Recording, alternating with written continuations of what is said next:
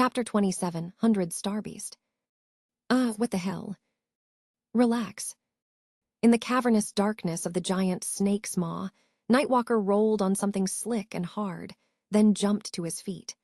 Then, as a nonchalant voice resounded from the shadows around him, he lost his balance and fell again. That was because the dark cave he had found himself in was swaying. That voice, though. Why did it sound familiar? Sunless.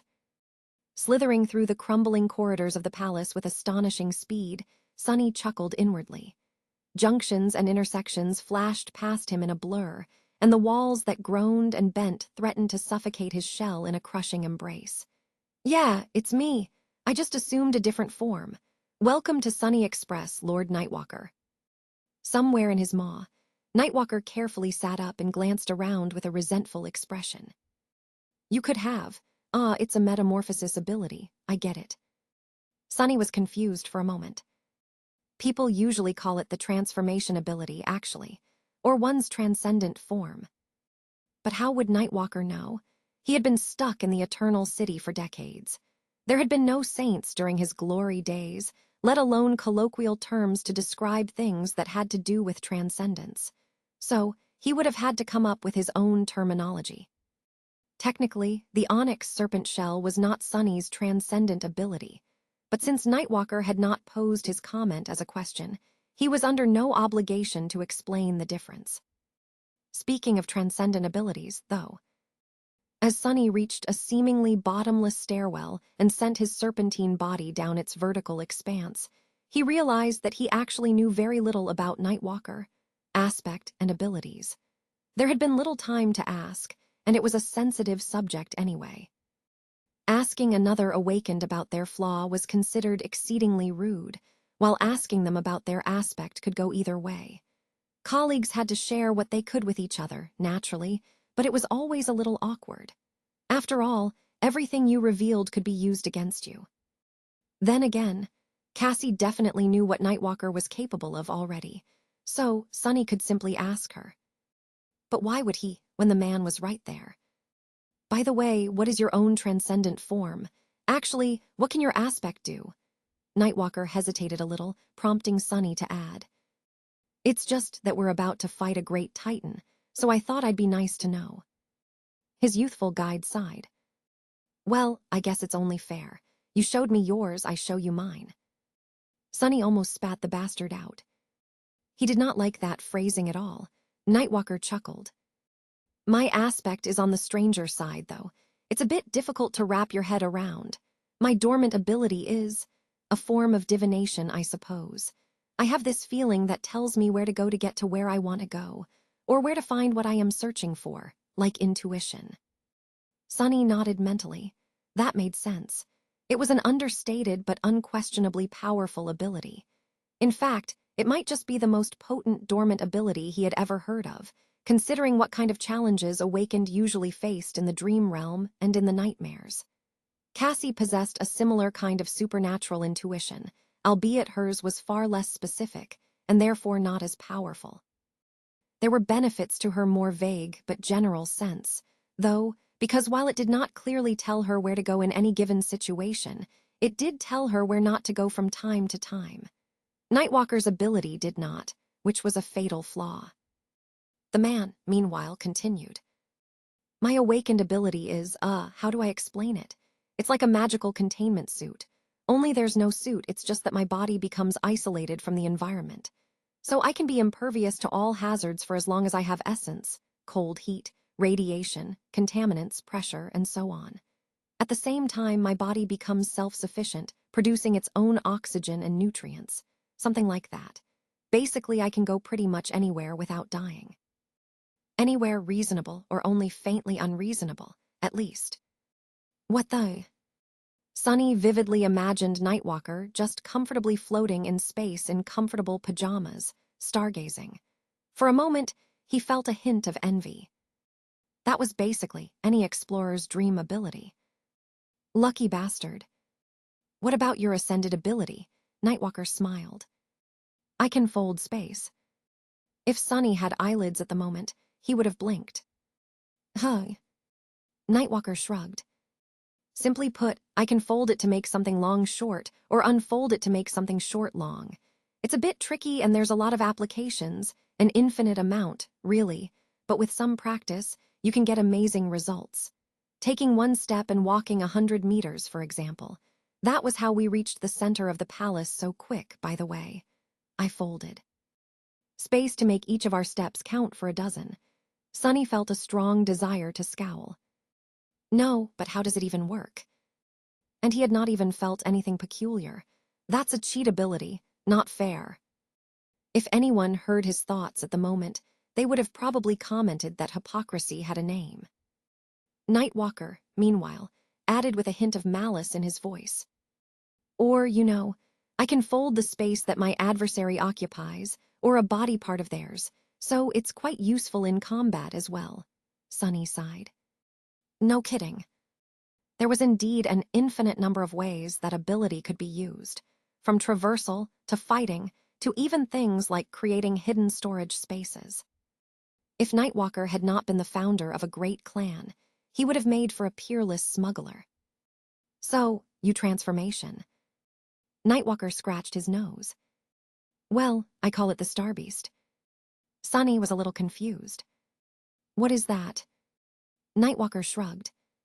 Just like it sounds, a strange beast made of starlight. Light is both a particle and a wave. Similarly, my transcendent form can be both tangible and intangible, or shift seamlessly between the two. It's a bit silly, but if there were animals grazing or cosmic radiation and gravity waves while drifting from star to star through the endless dark void, that is what I imagine they would look like. Sunny remained silent for a while. Eventually, he said in a disgruntled tone, "And you were surprised when I turned into a big snake." Nightwalker blinked a few times. Hey, it's not every day that I am swallowed by giant snakes, okay? He paused for a moment, and then raised 3 fingers in indignation. In fact, if one remember correctly, this is at best my 3rd time. Which was 3 times too numerous, as far as he was concerned. Chapter 27, 01 Pursuit of Mortality. The palace seemed to be on the verge of collapsing by the time Sunny reached its bent, misshapen gates. Actually, he wasn't even sure that the palace could collapse. Normal buildings were built out of brick, wood, or stone. Those in the waking world, meanwhile, were built from cement or metal frames covered by alloy plates. When damaged enough, they crumbled. The palace was simply cast from metal, though. There were no seams on its towering walls, and no distinction between its numerous spires. It was like a titanic organ built from countless hollow pipes. Sunny was not sure what music would be produced if the palace ever sang, and had no idea what its destruction would look like. It was not an idle interest, either. He needed to know in order not to get buried under the debris. Now is not the time to wonder, though. The giant serpent slithered out of the palace like an onyx river and coiled briefly on the open space between its gates and the walls of the dark castle. Then it vanished, leaving only Nightwalker, his shadow, and Sunny behind. The shadow remained motionless, while Nightwalker rolled across the cracked stones with a stifled curse. Sunny, meanwhile, just stood there for a moment, looking at the silk scroll held in his blackened, charred hand. The rain felt soothing on his skin. A moment later, the scroll disappeared without a trace, transported onto the altar of the replica of the nameless temple standing upon the dark waters of his lightless soul. What the hell is that?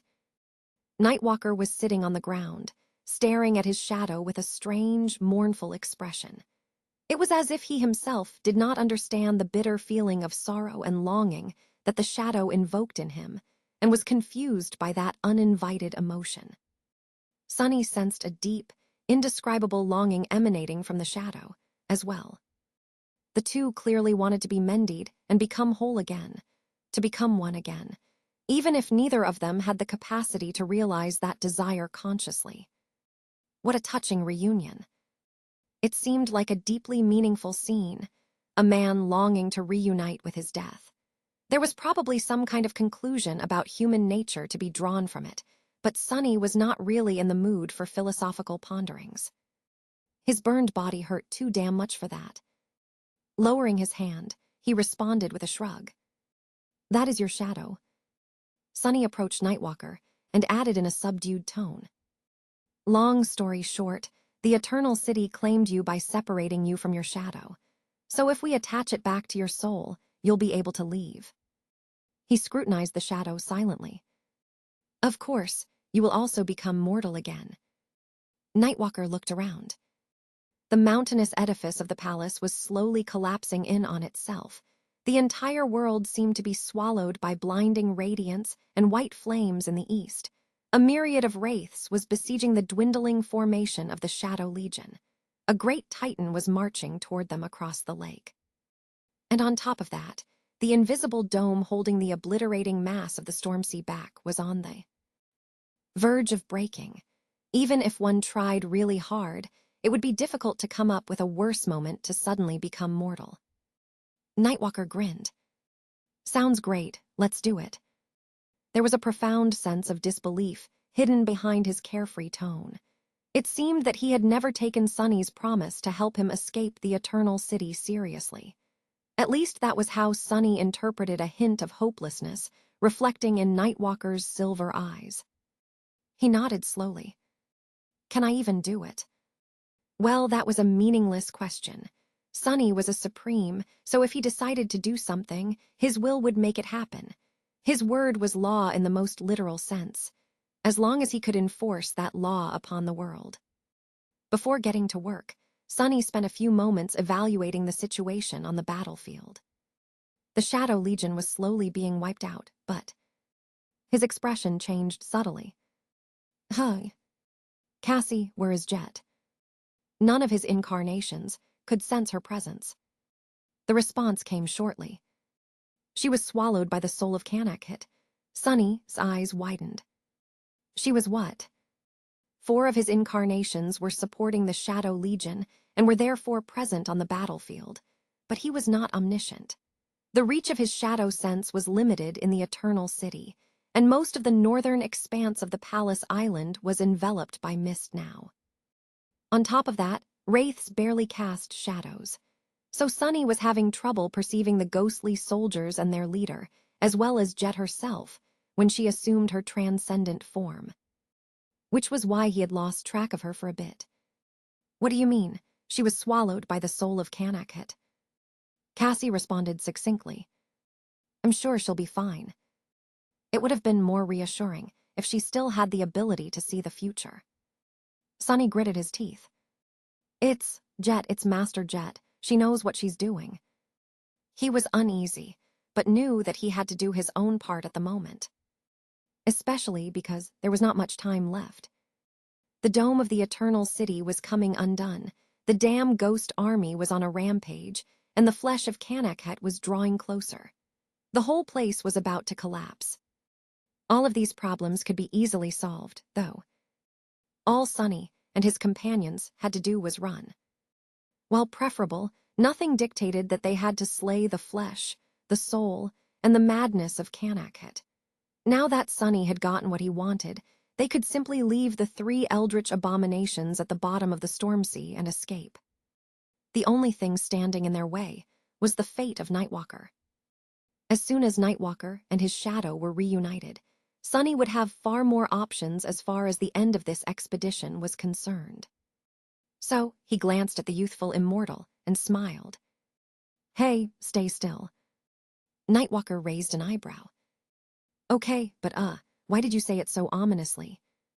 Sunny kneeled near him, outstretched a hand, and summoned a memory. Moments later, Weaver's needle fell into his grasp. Because I am going to sew you and your shadow back together. Oh, it might hurt, but don't worry. He smiled pleasantly. You won't die. With that, 4 inky black hands manifested at his sides. The 4 hands wove a thread out of shadow essence. The charred arm hung limply, while the second of the original hands held the needle. Sunny took a deep breath and got to work. Chapter 27, O2 Shadow Seamster. How had the demon of repose separated living beings from their shadows? Sunny had no idea. That shouldn't have been possible. She was not Shadow God, after all. In all Sunny's years, he had only witnessed something similar once. He had met the lost shadows that belonged to the companions of the first lord of the bright castle at the boundary of the underworld. Sunny still did not know what exactly had happened to them. All he knew was that it had something to do with either nothing or nothing creatures. Come to think about it, there were wisps of nothingness drifting in the central hall of the palace as well. Perhaps that had something to do with it. In any case, Sunny was uniquely suited to resolve the fate of orphaned shadows, both back then and now. The shadows severed by the demon of repose were being drawn into the shadow realm at the moment. There, they would return to the natural cycle and be reduced to pure essence, which meant that the immortals of the Eternal City would become mortal again. Actually, no, that was not right. They would not become mortal, they would die. All the bodies that comprised the flesh of Kanakhet would perish. Sunny doubted that it would bring the great Titan down, though. He did not believe that it cared whether its flesh was dead or alive. After all, it never had. The immortals made for perfect hosts for the malevolent parasite not because they were alive, but because they were undying. Similarly, the flesh of Kanakhet itself was not going to die. That was because it had never died in the Eternal City, and its shadow was not in the void chamber as a result. The sorcery of the demon of repose was not holding it back. Or rather, the sorcery that had held it back was long gone. The barrier built by Daron did contain it, though. For now, at least, it had been created to prevent a great terror from being unleashed upon the world, not a great Titan. In any case, Sunny and his companions would still have to fight the flesh of Kanakhet. With the sorcery of the Eternal City failing, however, its body would not be healed in an instant, and it would not be raised from the dead, either. So they at least stood a chance. That was the extent of his current concerns about the shadows drawn into the shadow lantern. One shadow remained, though, the shadow of Nightwalker.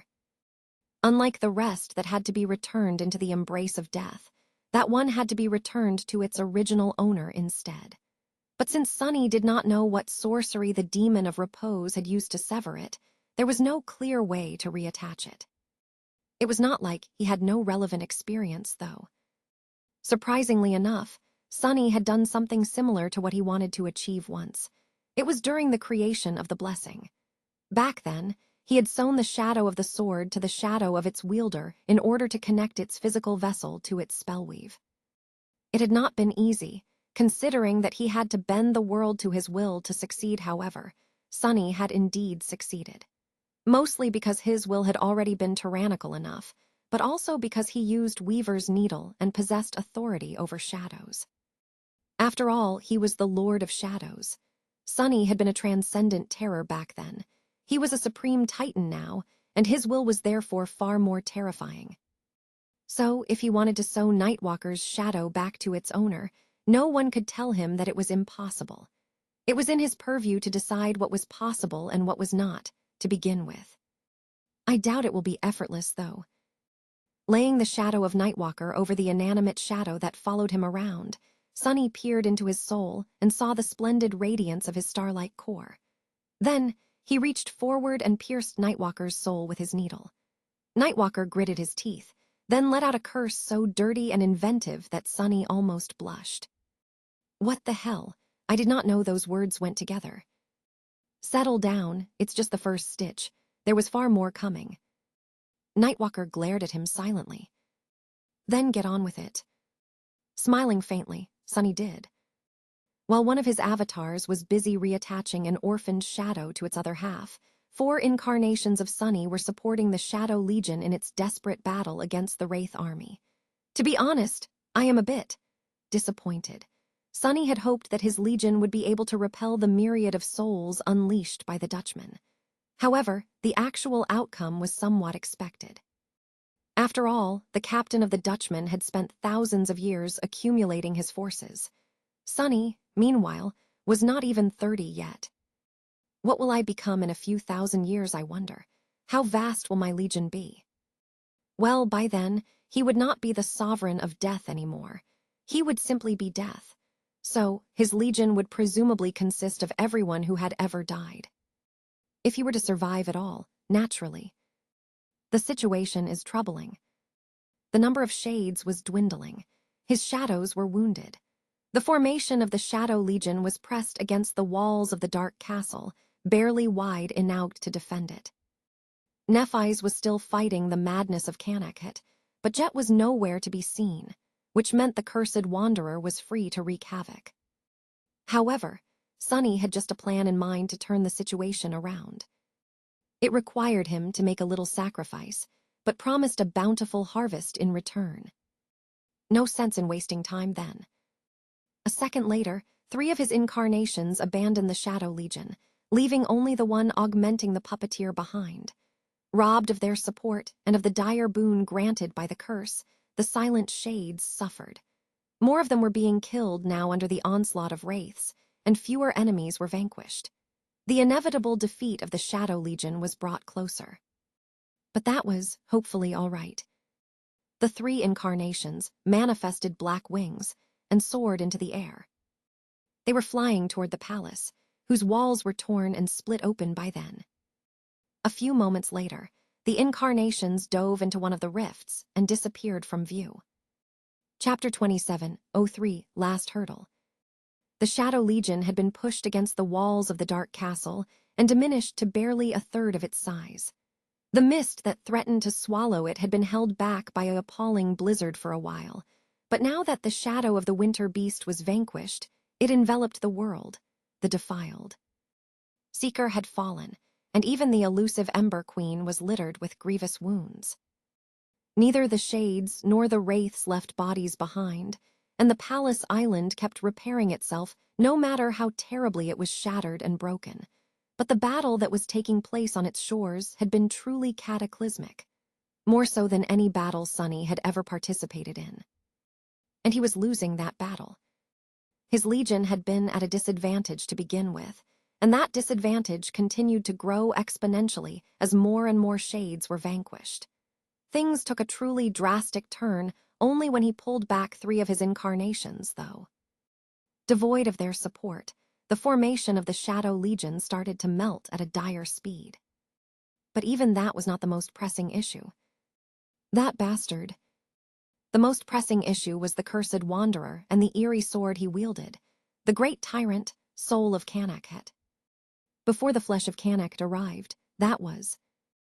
Now that Jet was gone, there was no one left to stand in his way, which meant that he could utterly decimate the formation of the Shadow Legion. Worse still, the sinister apparition did not simply vanquish the shades, he could truly destroy them. Sunny could not allow that to happen. The problem was that he did not have a lot of options left. The Shadow Legion was already barely holding on, or failing to hold on, rather, and very few of his warriors could slow down the cursed wanderer, let alone contend against him. Sunny could command Saint to bar his path, for example, but that would only cause the section of the formation she was supporting to collapse. What to do? Did he have to face the Great Wraith personally? Only 2 of his incarnations were outside the palace. One was busy attaching Nightwalker to his wayward shadow, while the other was augmenting the puppeteer. Sunny could potentially abandon the gigantic moth and manifest himself onto the battlefield, but that would mean surrendering precise control of the Shadow Legion. The result would be just as disastrous as doing nothing. I just need to buy time. He considered his options feverishly, trying to determine the optimal solution, then rapidly settled on the best one. Down on the battlefield, the cursed wanderer picked up the ghostly cutlass from the ground and straightened slowly. He cast an aloof gaze at the crumbling formation of the Shadow Legion, and then headed toward it with unhurried steps. An obsidian wasp dove at him through the pouring rain, and he casually bisected it with an effortless slash. His gaze climbed higher, finally settling on the dark figure of the colossal moth perched atop the highest tower of the magnificent black castle. The cursed wanderer regarded it for a moment, and then his cold, sea-colored eyes ignited with a dreadful malice. The sinister apparition continued forward, casually slaughtering the shades that tried to get in his way. Until a lightning-quick blade struck from the veil of rain, sudden and entirely unseen.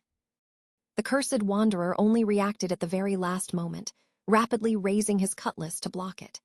The impact actually pushed him several meters back, and the ground behind him was shattered in a long and jagged line. He remained motionless for a moment, then righted his posture and glanced ahead. There, hidden in the rain and swirling mist, a dark figure stood, staring back at him with a ruthless intensity. Her ebony body was encased in a suit of light armor, and her face was obscured by a veil. She wielded a short sword in one of her hands, and as the sinister apparition watched, she unsheathed another. Both blades slowly swelled with a blinding glow, illuminating the mist and outlining her slender figure. She was the shadow of Orphan of the Nine, Slayer. Sunny had commanded her to abandon the walls of the dark castle and descend onto the battlefield. Who was better suited to confront the ghost of a fallen member of the Nine, after all? The ghostly face of the cursed wanderer remained motionless, but something changed in the depths of his sea-colored eyes. A hint of recognition appeared in them, painted by an inexplicable emotion. His lips, which had remained sealed for thousands of years, moved slowly, as if straining to whisper a forgotten name. But in the end, no sound came from them. Indifferent to the subtle movement, Slayer lunged forward with harrowing speed. A trail of shattered raindrops was left in her wake, and the mist flowed in a turbulent stream around her. The cursed wanderer shifted and met her attack with indomitable strength, causing a flash of light to drown everything around. The shining swords and the ghostly cutlass danced a lethal dance, guided by my malevolent will and boundless killing intent. The litany of ringing steel echoed in the mist, fusing into a dreadful melody. The shadow and the wraith exchanged 100 blows in the blink of an eye, shattering the ground around them completely. Slayer did not manage to gain the upper hand. In fact, she was pushed back a few steps and forced into a defensive stance. However, she had not been defeated either. For a few seconds, at least, the dangerous clash seemed to hang in fragile balance, which meant that the cursed wanderer was temporarily contained and held back from reaching the formation of the Shadow Legion. And that was all Sunny needed. Because by the time Slayer could not hold the sinister apparition back anymore, he would have had enough time to turn this entire battle upside down. Chapter 27, 04 Turning the Tide. Slayer engaged the cursed wanderer in a lethal duel, which bought the Shadow Legion some time. But sadly, not a lot of time. Even if she continued to hold the sinister apparition back, his army of wraiths was still assaulting the weakening formation of the Silent Shades. Saint, Fiend, and Serpent did their best to repel the enemy, but even their great strength was not enough to turn the tide of the battle. Soon enough, the formation was going to break. The wraiths were going to wash over scattered shades, obliterating them. Then they would assault the walls of the dark castle, bring them down, and slaughter its defenders. Lastly, Sunny would be left to face the horrors of the Eternal City alone, having lost both his shades and his shadows. He would probably be able to save Neve, but the incarnation sewing Nightwalker and his shadow together would be interrupted, dooming the legendary founder of the House of Night. That was unless the flesh of Kanakhet reached the Palace Island first and fused with the soul of Kanakhet, dooming all of them. The ghastly mountain of bleeding flesh was already looming close, wading through the boiling lake with deceptively slow steps. Now that it was closer, its titanic size felt especially daunting. The flesh of Kanakhet was not exactly on the same level as condemnation, but close to it, standing as tall as the palace. Actually, now that the palace was collapsing, it was taller than it. The abhorrent titan could easily reach the roof of the failing dome with its hand, which meant that it could reach the Ivory Island as well. It could also tear off the enormous wings of the puppeteer or crush the entirety of the Dark Castle under one foot. How are we even supposed to fight that thing? Sunny knew that he would manage, somehow, if push came to shove, but he was not looking forward to that particular battle. He would have to survive the Dutchman, and the Wraith Horde first to get the chance to survive against the flesh of Kanakhet, though. East of the Palace Island, Nephis and the madness of Kanakhet were still locked in a furious battle. Sunny did not know what was going on there, but judging by the blinding radiance that enveloped the eastern sky, she was going all out. The situation seemed hopeless. But luckily, it was not. Continuing to stitch Nightwalker and his shadow together, Sunny smiled darkly. Good job, Slayer. He had bought himself enough time. Out there on the shattered battlefield in front of the dark castle, the formation of the Shadow Legion shifted faintly. The towering gates of the castle opened, and then, suddenly, rows of new shades marched out of its maw. Hundreds of them at first, then thousands. Most belonged to humans, but some belonged to magnificent beasts. And all of them were exceedingly powerful. Sunny's smile widened. Well, naturally they were. After all, they were the shadows of the immortals of the Eternal City. At the same time as his burned incarnation had begun to stitch the orphaned shadow to Nightwalker, the rest entered the collapsing palace. In an ironic twist of fate, or lack thereof, he rushed back to the Shadow Lantern immediately after escaping it. His avatars rapidly reached the Void Chamber. What had been the Void Chamber, rather? It did not exist anymore, having fused with the great hall above it in a mess of darkness and torn metal. The dying star was barely an ember, and the black rift of the Gate of Shadows seemed to have grown hungrily in size. The three incarnations dove into its impenetrable darkness, without ever slowing down. Arg! Entering the Shadow Realm, Sunny was immediately blinded. The vast expanse of black dunes was usually shrouded in darkness, illuminated only by the distant radiance of the essence storms. However, at the moment, he was surrounded by turbulent currents of essence on all sides, bathed in luminous light. It seemed that an essence storm was being born at that precise moment, in front of his eyes, all around him. Countless shadows were moving slowly in the blinding radiance, slowly dissolving into billowing torrents of essence.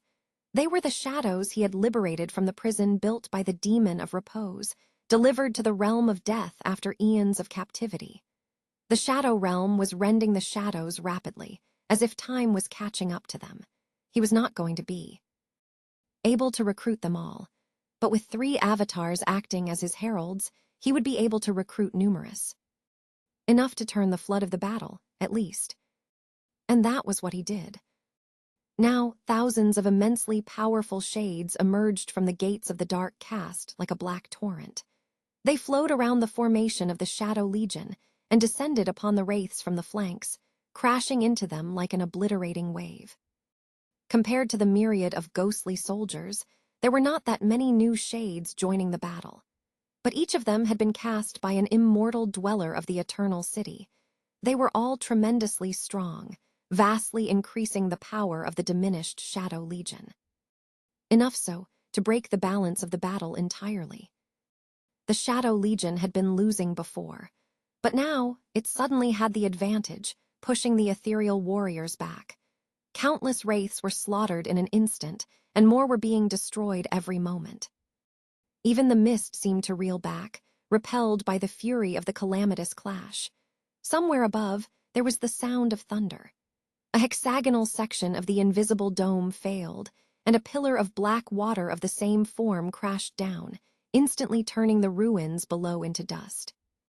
The dust did not move anymore, having lost its ability to turn back into magnificent buildings. The cursed wanderer halted for a moment, watching as his army was being destroyed. Then, he lunged forward, broke through Slayer's defense with a reckless attack, and endured the sharp bite of her blades. He was severely wounded, but managed to push Slayer back with that sacrifice. She evaded the ghostly cutlass, but failed to evade his empty hand.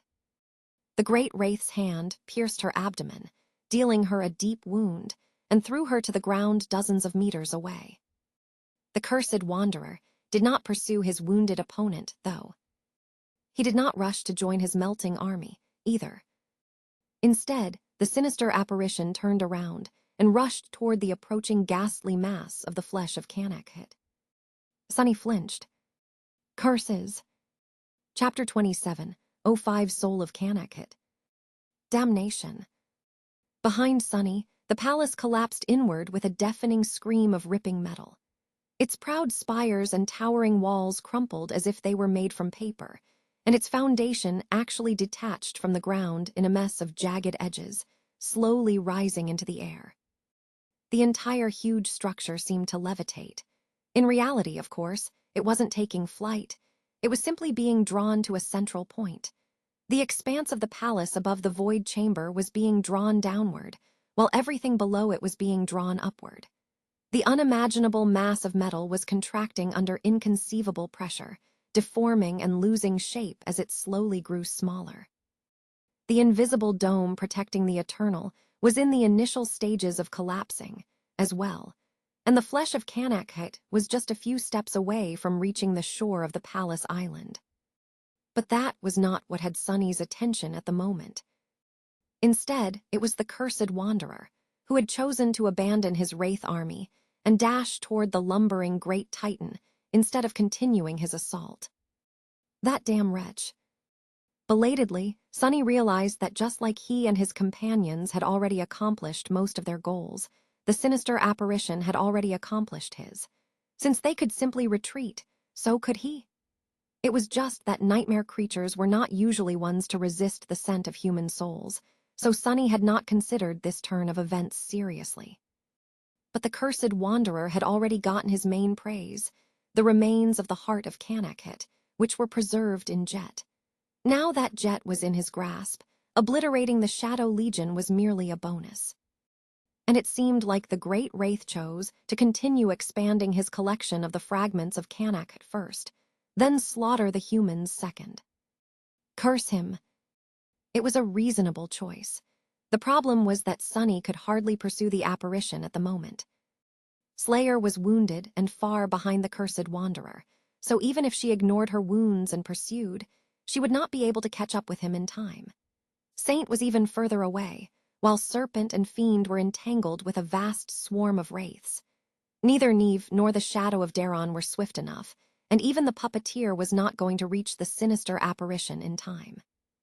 Sunny could only go himself, but if he did, the Shadow Legion would lose its hard-won advantage and fall into a dire state again. The flesh of Kanakhet was like a mountain now, having drawn close enough for its titanic body to be beheld in all its abhorrent glory. The boiling waters of the lake barely reached its knees, and as it took the next step, the entire palace island trembled. By now, it could touch the shore by simply leaning down and outstretching a hand, and that was where the cursed wand. Was rushing to the span of the lake shore directly in front of the great titan. He was raising his ethereal cutlass, as if prepared to sink it into the titan's flesh. His cold, sea-colored eyes were glowing with an ominous light.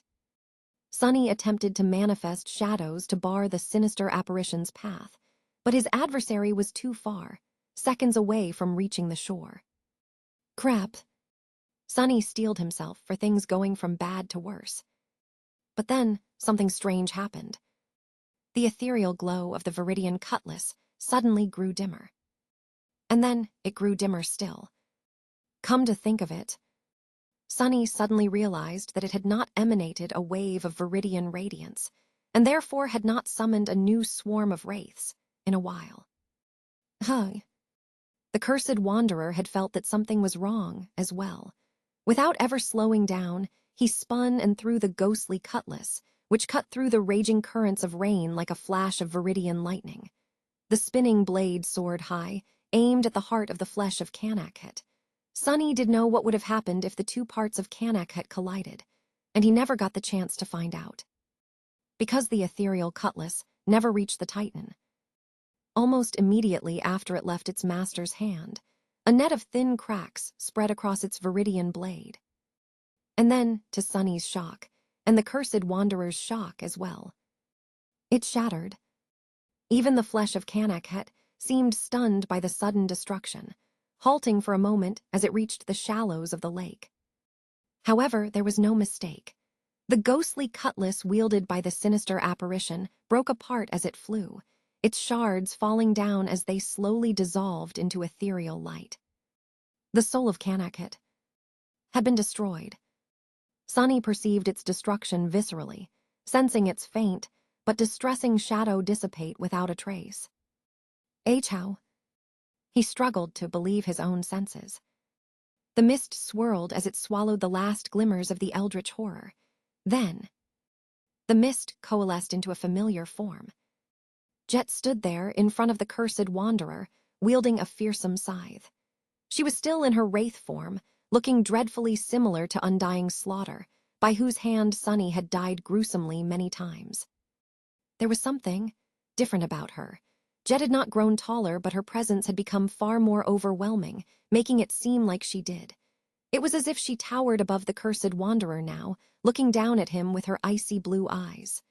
The cursed wanderer glanced at her as well. Then the harrowing scythe fell down, passing through his ghostly body from shoulder to hip. He remained motionless for a few seconds, frozen in place. But a moment later, a gust of dreadful wind blew and dispelled him like mist.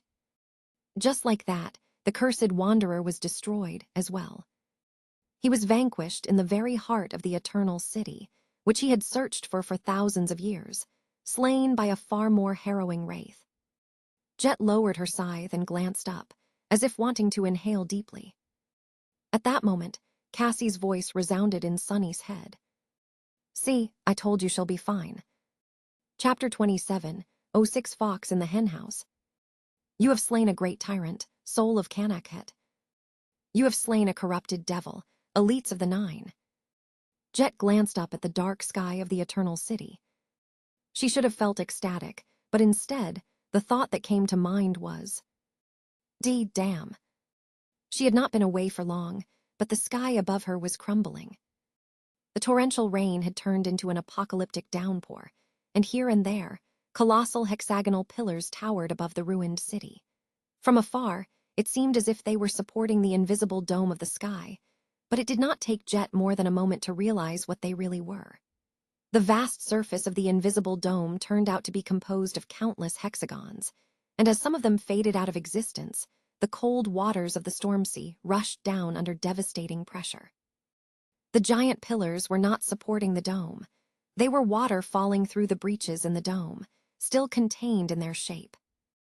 On top of that, the palace was nowhere to be seen. Instead of it, a gargantuan mass of bent metal was floating in the air, groaning as it was being bent even further. By the dead gods, I only stepped out for a moment. On the positive side, the Shadow Legion seemed to have been pushing the wraiths back. And now that both the tyrant controlling them and the devil controlling the tyrant were gone, those wraiths were barely a threat. They would be wiped out before too long. Right. Jet finally remembered what she had done. She had killed them. The soul of Kanakhet, the cursed wanderer. The horror of the seas, Dutchman, and its fearsome captain were both gone, slain by her hand like many abominations before them. Jet had killed countless nightmare creatures throughout the years, but this was her crowning achievement. A saint killing a great tyrant was not exactly a common occurrence. In fact, it was something that was not really supposed to happen.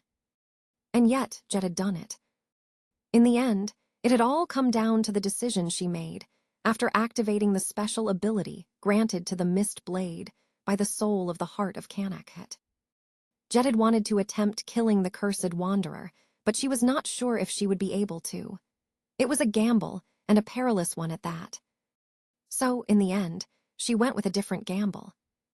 Instead of trying to slay the master of the soul of Kanakhet, he chose to be swallowed by it. It was not an entirely reckless decision.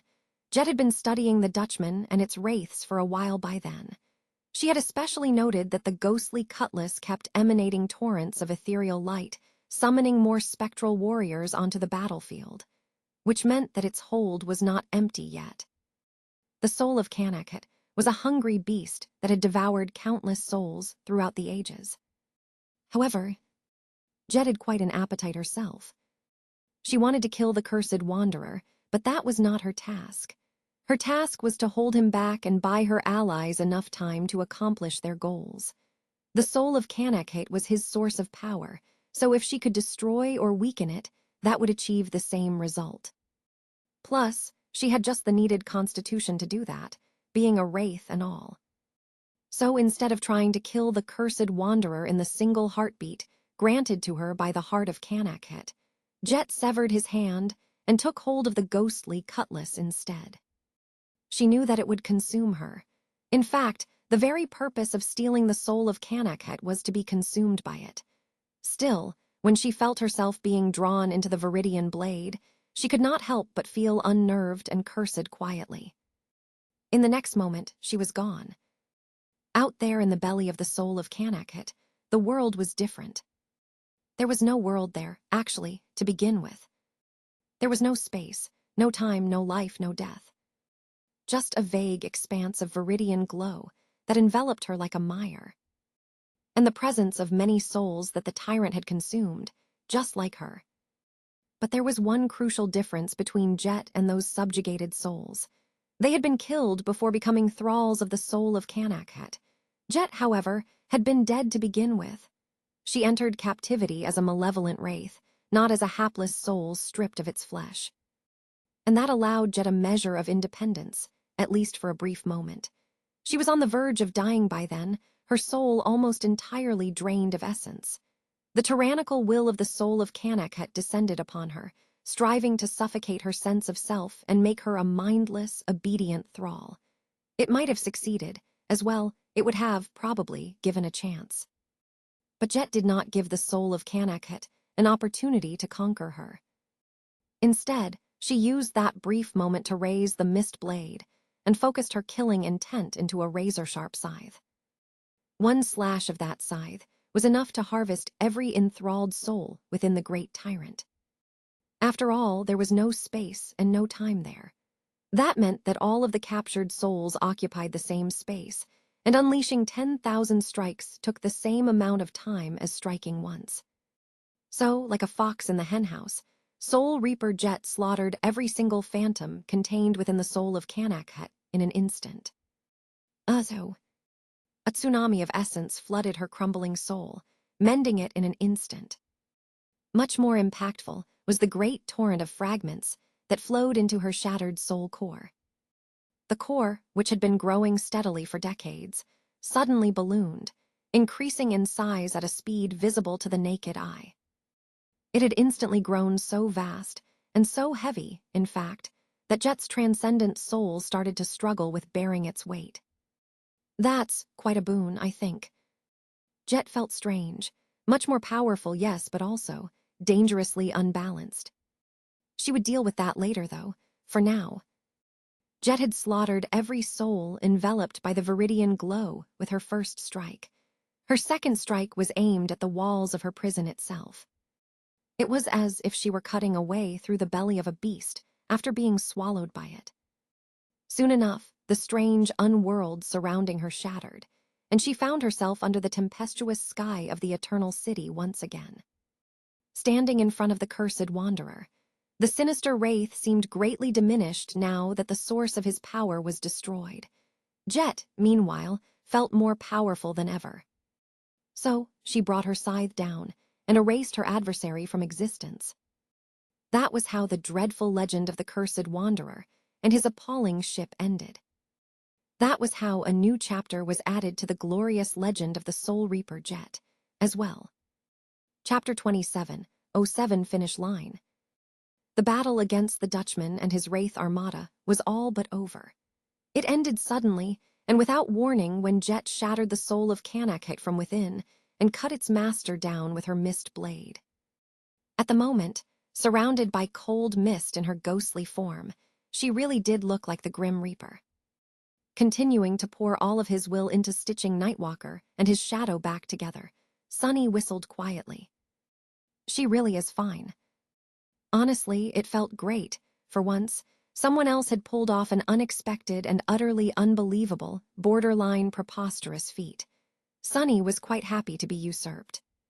This peculiar mixture of disbelief and elation, is that how people feel when I'm around? Maybe it was. What are you mumbling about? Sunny was pale and covered in cold sweat because of his ghastly burns and the exertion of bending the world to his will, while Nightwalker looked the same because his soul was being pierced by a literal needle.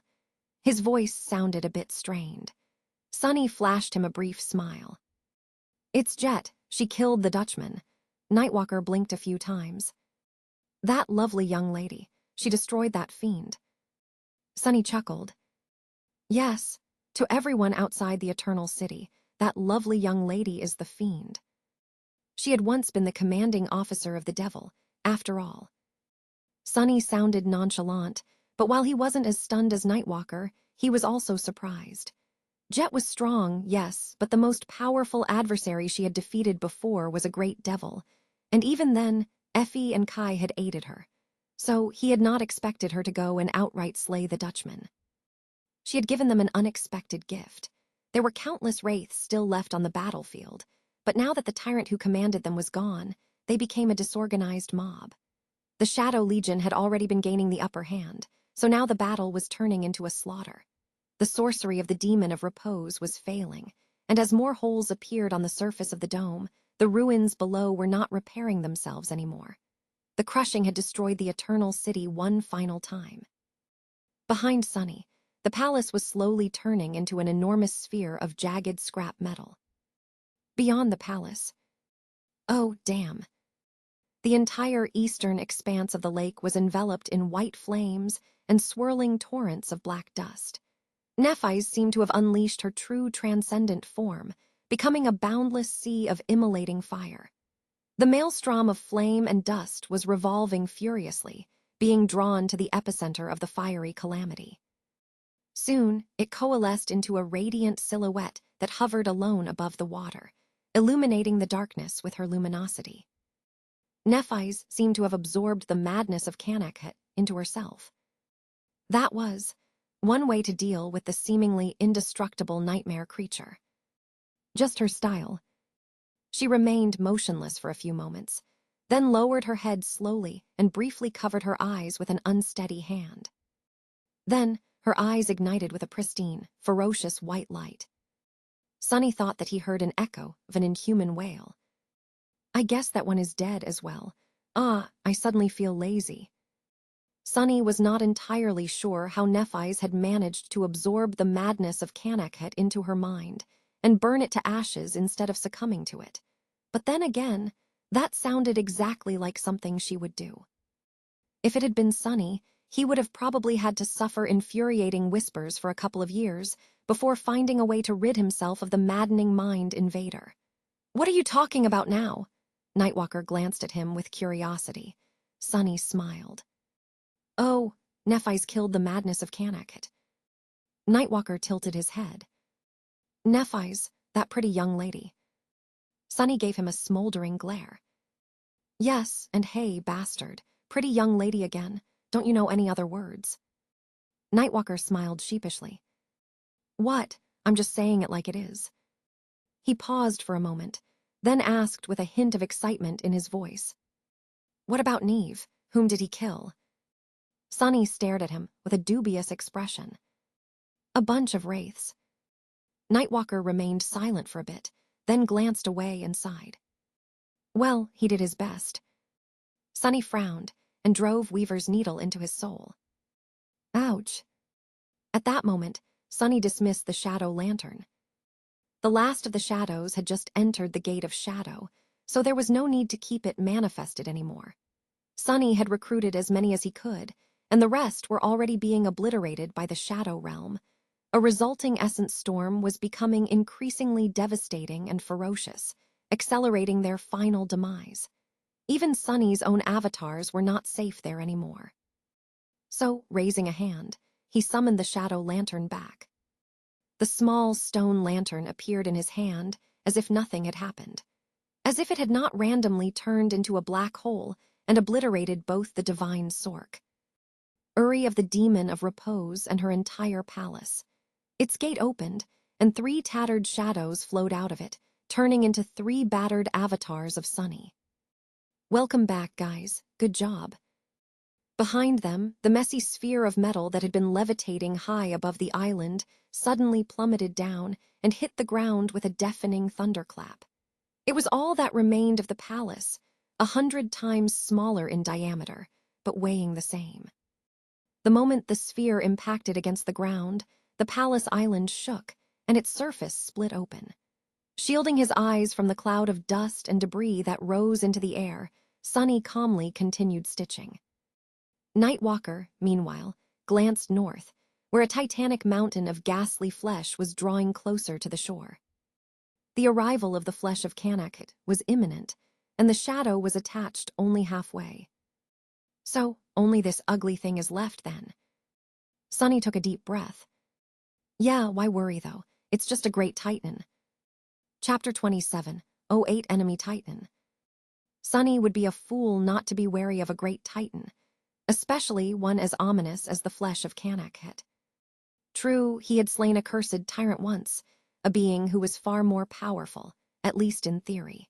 However, that had happened inside Ariel's game, where the puppeteer had been heavily restricted by the rules of the miniature realm. Its greatest power was the beings it controlled, but in the end, the sinister moth had been forced to face Sunny alone in melee combat. So now, its shadow helped him control his legion. The flesh of Kanakhet was not restricted by anything, though, and could unleash its power fully. Still, while Sunny was worried, he wasn't too worried. Facing the great titan alone might have been tough, but at the moment, there were two supreme titans set against it, the Lord of Shadows and the Star of Ruin. Speaking of ruin, Nephis had thoroughly destroyed the Eternal City with the help of the Crushing. Sunny had unraveled the sorcery sustaining it, while she obliterated the city itself. Now, it was slowly being turned to dust by the growing number of hexagonal pillars of water, and only the area around the palace island still remained unscathed. Well, relatively unscathed. The palace itself was gone, and the entire island had cracked. The Shadow Legion was still cleaning up the remaining wraiths, exacerbating the damage. What wondrous destruction! The Eternal City had survived thousands of years, but Sunny and Nephis wrecked it in the span of a day. Now, all they had to do was destroy the flesh of Kanakhet, as well, or at least stall it long enough for him to make Nightwalker mortal again. Sunny considered his options carefully while his avatars moved to the northern shore of the island. He abandoned the puppeteer, as well, judging that the Shadow Legion could finish the job even without his direct participation.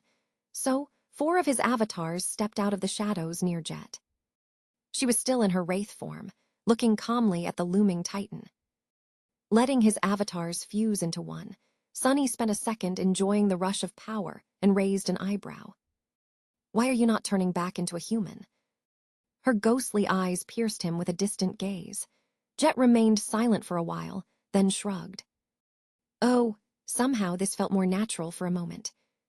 The mist around them flowed, being absorbed into her ethereal form and her scythe.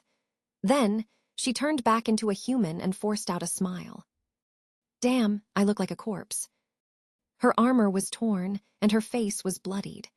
Having endured the duel against the cursed wanderer, Jet looked quite battered, although, surprisingly, not as battered as Slayer was. That was the difference between fighting an enemy that you perfectly countered and one that you did not. Sunny stared at her for a moment, then said neutrally, "You are a corpse." Jet grinned. "At least I have a corpse, though. You're just a creepy shadow." Sunny could not help but smile back. "Excuse me, creepy. I'm not just a creepy shadow. I'm also 6 other shadows." He fell silent for a few seconds, then added earnestly, "Also, good job killing the Dutchman." Jet nodded.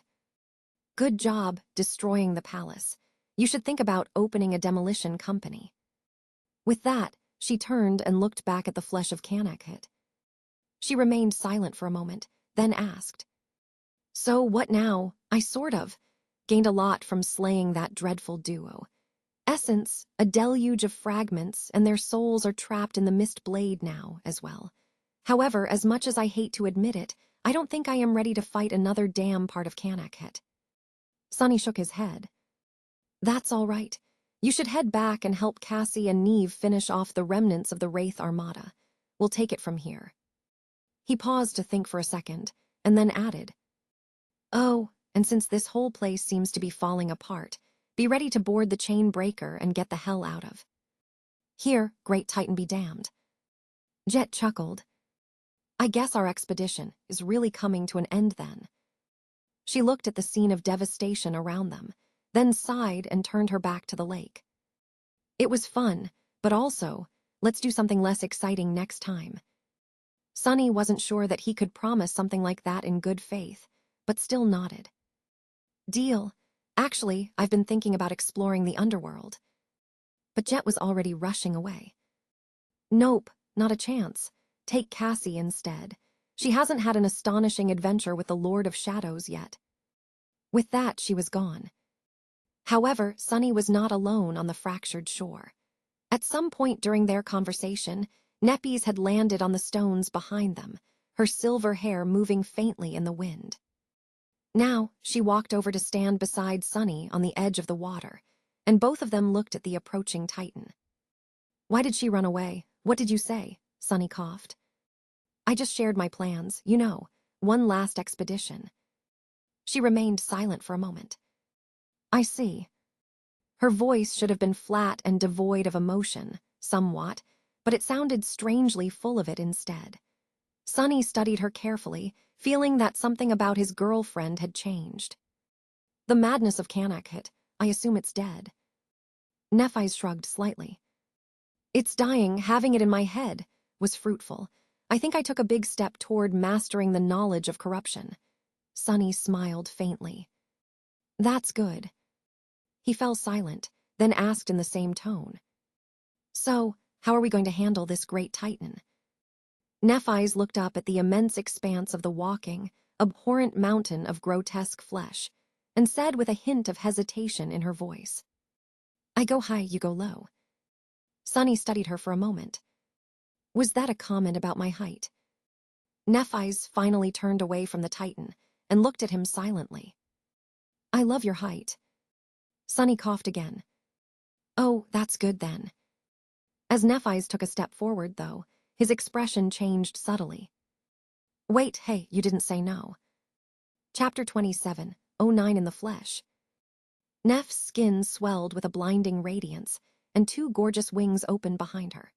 She soared into the crumbling sky of the Eternal City, rising to meet the titanic figure of the abhorrent Great Titan. It was as if a falling star was shooting from the ground to pierce its gigantic head, surrounded by a vast halo of pure light. Light and darkness clashed, and darkness parted to make way. Illuminated by the passing of the star of ruin, countless raindrops glistened like precious jewels. At the same time, a tide of shadows swallowed Sunny and surged, transforming into the Shadow Colossus. Jade Mantle encased him in a suit of fearsome black armor. He summoned Serpent, who turned into a tenebrous Odachi that spanned no less than 200 meters. Dare I say that my height is of no issue? Sunny smiled. His shell was truly enormous, but it seemed tiny in front of the monstrous figure of the flesh of Kanakhet, barely reaching its knee. He could make it taller, but the amount of effort needed to maintain such an immense manifestation would grow exponentially, especially considering how intricate a proper shell needed to be. So while this size was not his limit, it was the optimal choice. Let's fight a Titan. Sunny took a step forward. At the same time, he activated the weakening curse, enchantment of the curse, with 4 links of his shadow-bound memory working in tandem to rob the flesh of Kanakhet of its strength. The effect was both potent and instant, making the great Titan stagger a little as it rose from the lake. Nephis had almost reached it by then. However, instead of attacking straight away, she circled the titanic nightmare creature, as if aiming to attack it from behind. Although Titans were enormous, they were also relatively slow, or at least were supposed to be due to their unimaginable size. Nephis, on the contrary, was impossibly fast, so trying to circle the foe seemed like a good tactic. However, in reality, the flesh of Kanakhet did not seem to care about where the attack came from. Its misshapen figure resembled a human, but did not behave like a human. As soon as Nephis drew close to the back of its head, countless tendrils of bleeding flesh shot from its shoulders like a slithering forest, threatening to pierce, envelop, and suffocate her. But that was all right. Delivering a powerful blow was not the main purpose of her maneuver. Anyway, the real purpose was simply to get behind the flesh of Kanakhet. Because now that Nephis was behind it, her blinding radiance cast the Titan's shadow onto the palace island. And there, Sunny reversed the grip on the hilt of his lethal Odachi, then plunged it into that shadow to the hilt. At the same time, the name of Kanakhet thundered from the crumbling sky as Nephis called fire and destruction upon the great Titan. flying back from the fours. Of red tendrils, she brandished the blessing and unleashed an enormous plume of flame from its blade. It was as if her sword suddenly extended to be hundreds of meters long, cutting cleanly through the creature's neck. The flesh of Kanak had been weakened. Then, Nephis and Sunny delivered simultaneous blows. Sunny targeted its soul, while Nephis targeted its corporeal vessel. The great titan shuddered. Its head started to fall, a charred chasm opening across its vast neck. However, a moment later, countless ropes of flesh shot from the awful wound, breaching the chasm. They connected the head back to the neck, then tensed, pulling the severed parts back together. A moment later, the ghastly cut disappeared entirely, as if it had never existed at all. The soul of the ghastly nightmare creature did not seem severely damaged, either, or possibly it had repaired itself in the blink of an eye, just like the body did. Sunny grimaced. This is going to be bad. A heartbeat later, the flesh of Kanak retaliated. Moving with surprising speed, it leaned forward and slammed its ghastly fist into the ground, only missing Sunny by a hair's breadth due to his rapid reaction. The entire island shuddered, the fractures scarring its surface growing wider. At the same time, two more immense arms suddenly shot from its back in a torrent of blood, aiming to catch Nephis. The lake receded, then rushed back in a towering wave. That was... Sunny was no more than 100 meters away from the arm of the great titan, the enormous fist resting in a small crater, well within the striking distance of his odachi. He was already in the proper stance as well, so it would take him only a heartbeat to unleash a devastating slash. Close. However, before Sunny could pat himself on the shoulder for skirting the obliterating blow, the flesh of the immense forearms squirmed, and countless tendrils shot from it toward him. This time, there was no time to evade them. High above, Nephis had become a radiant spirit. A powerful explosion rippled from his shining figure, tearing the two hands closing in on her to shreds. But instead of being destroyed, new hands grew from the bleeding stumps, reaching toward her again. At the same time, Sunny was enveloped by the red tendrils. They slithered across his armor, penetrating the seams between its parts. Two pierced the visor of his helmet, burrowing into the eyes of the Shadow Colossus shell. The damage they dealt was not really severe. But something eerie happened then. The flesh of the great titan did not simply stop at damaging the shell. Instead, it grew, spreading through the shell like countless tumors. The shell, built in the image of a human body, became infected, compromised, and then transformed by the invading sickness. Damnation. Sunny barely had time to escape his own shell. Appearing out of the shadows hundreds of meters away, he threw a stunned look at the towering Shadow Colossus. If it could be called that still. Enveloped and penetrated by the bleeding flesh, it looked no different from the titanic nightmare creature behind it. It had been infected by the flesh of Kanak. It had become the flesh of Kanak. The red colossus shuddered, then took a step forward. Then another. Then it collided with the forearm of the great titan and was absorbed into it, becoming a part of the ghastly creature. Standing on the shattered ground of the palace island, Sunny shivered. I can't feel those shadows anymore. Only Serpent managed to escape, assuming his soul beast form and slithering away. Sunny's shell was truly and utterly gone. Chapter 27, 10 Growing Threat. Even weakened, the flesh of Kanak was fearsome. It was enormous. Its power was like a natural calamity. Its vitality seemed boundless, and its will was like a vast ocean, reshaping the world around the great titan to excuse its existence. Worse than that, its grotesque body was infinitely malleable, mutating at a startling speed to answer the demands of combat. That made the monstrous nightmare creature utterly unpredictable, and therefore countless times more perilous. But worst of all was the fact that the flesh of Kanak could grow. It infected any living being, or a semblance of a living being, it could reach, then made them a part of itself. I can't let it touch me. After witnessing the fate of his shell, Sunny felt quite disturbed. He was not at all confident that his body would be able to resist the flesh of Kanakhet, even if it had been altered by Weaver's lineage. And since it seemed that even manifested shadows could become hosts to the parasitic Titan, at least if the form they were manifested into resembled living beings, he could not be sure that abandoning human flesh in favor of his natural form would be of any use, either. How do I kill something that I cannot touch? For now, Sunny chose to continue with his original strategy and attack the Shad. W of the Great Titan instead of targeting its body, aiming to destroy the nightmare creature's soul. Nephis and Sunny clashed with the flesh of Kanakhet, causing the entire world to ripple and quake. The fury of the forces they unleashed was so terrifying that the palace island started crumbling into the water, while the water itself boiled and seethed in a turbulent chaos of towering waves. The echoes of their terrifying battle washed over the wraiths and the shadows, forcing many to halt. They even reached the Ivory Island, making its chains rattle and the trees growing on its heavenly surface sway. Nephis unleashed torrents of incinerating flame and rays of annihilating light, burning and severing the body of the Great Titan. Sunny continued to pursue its shadow, delivering one strike after another. They worked together naturally and seamlessly, without the need to use any words. Not that it did them any good. Cohesion and cooperation were vital in battle, but when the enemy could mutate in any kind of way at any given moment, there were no vulnerabilities left for them to help each other exploit.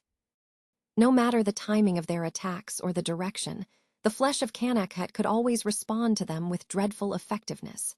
And even if they did manage to deliver it grievous wounds, those wounds were simply mended without leaving any trace behind.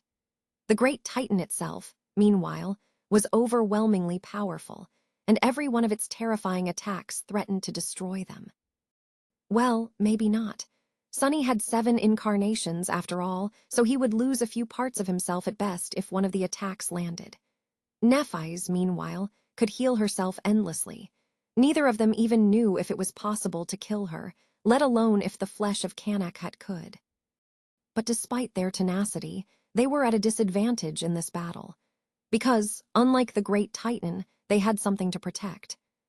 They needed to protect the Ivory Island, as well as their companions, Jet, Cassie, and Neve. Most of all, Sunny needed to keep the flesh of Kanakhet away from his last incarnation and Nightwalker, since the process of reuniting his shadow with him could not be interrupted. So, they pushed the Great Titan back into the lake and continued the fight in the shallows. It was then that Nephis finally failed to dodge an attack. The tendrils growing from the immense body of the flesh of Kanakhet caught her as she was preparing to unleash a conflagration of soul flame. She was a spirit made of light, at the moment, a being made entirely from flame, which made it so there was no flesh for the Titan to infect. However, the tide of red flesh enveloped her still. And then, something truly disturbing happened. There was no body for the flesh of Kanakhet to infect and control. So, it created a body. The tendrils of flesh enveloping Nephis slowly assumed a twisted, deformed semblance of her own figure around the radiant spirit, imprisoning her within a cage of bleeding flesh. It was not a mere physical barrier, either. When the flesh of Kanakhet grew a body for Nephis, that revolting shell actually became her body. And since she possessed a body now, the Titan could infect her. Another terrifying explosion shook the world, and Nephis escaped the body that was forced upon her mind and soul in a whirlwind of flame. She seemed a bit disturbed, though. Nothing is working. Cassie relayed their messages, allowing them to speak with each other. Physical attacks have no effect. It is too big to be turned to ash, and any burns I leave on its body disappear without a trace.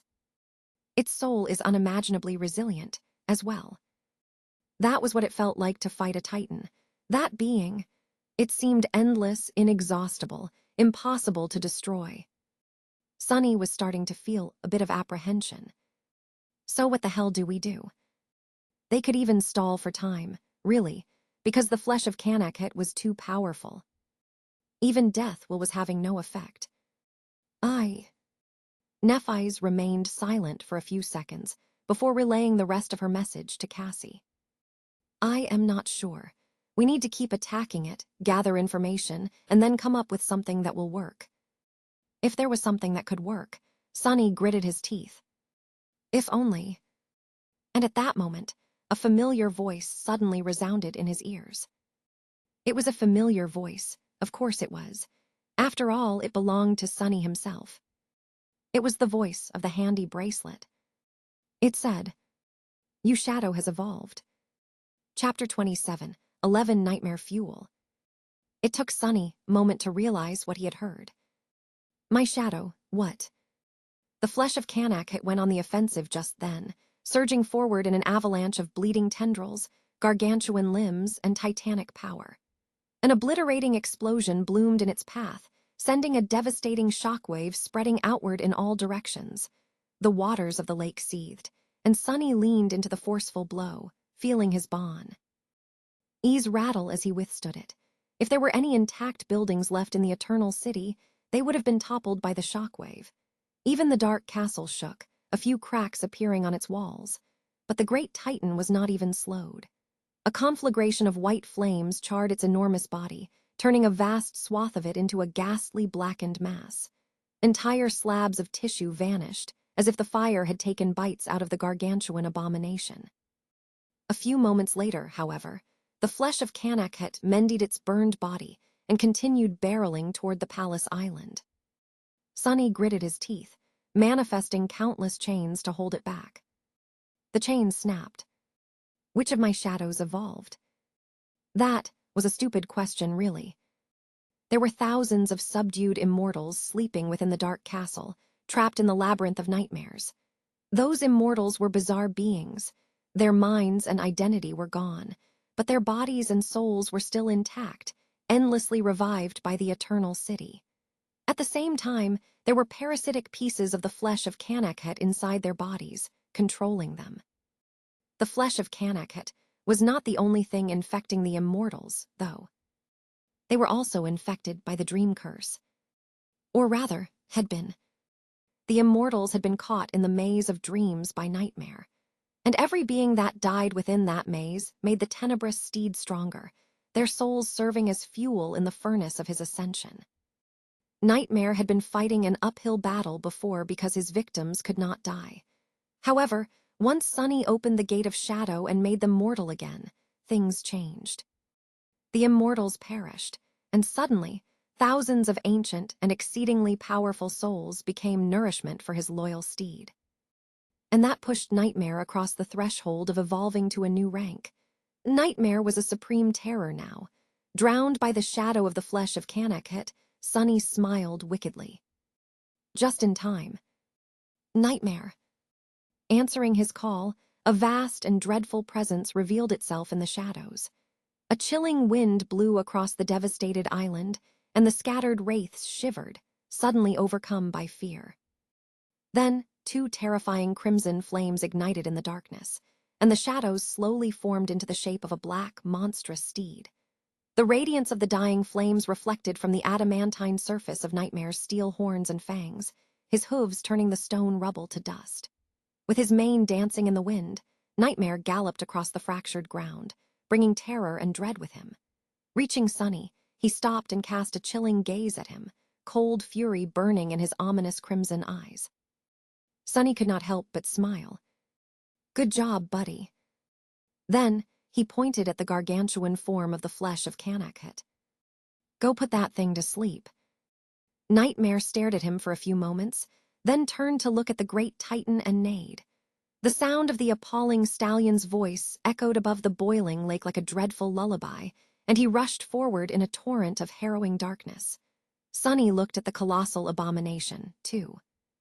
Suddenly, it did not seem so enormous anymore. Well, naturally it didn't.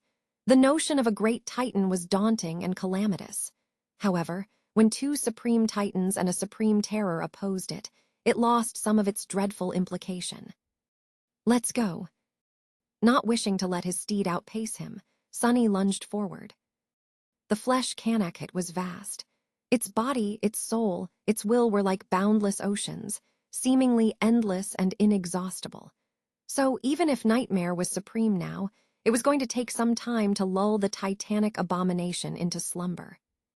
But not as much time as it would have taken normally. After all, the great titan was weakened by 4 fully augmented links of the curse. All its resistances were compromised by a sinister poison, and it was made vulnerable to the insidious infection of the dream curse.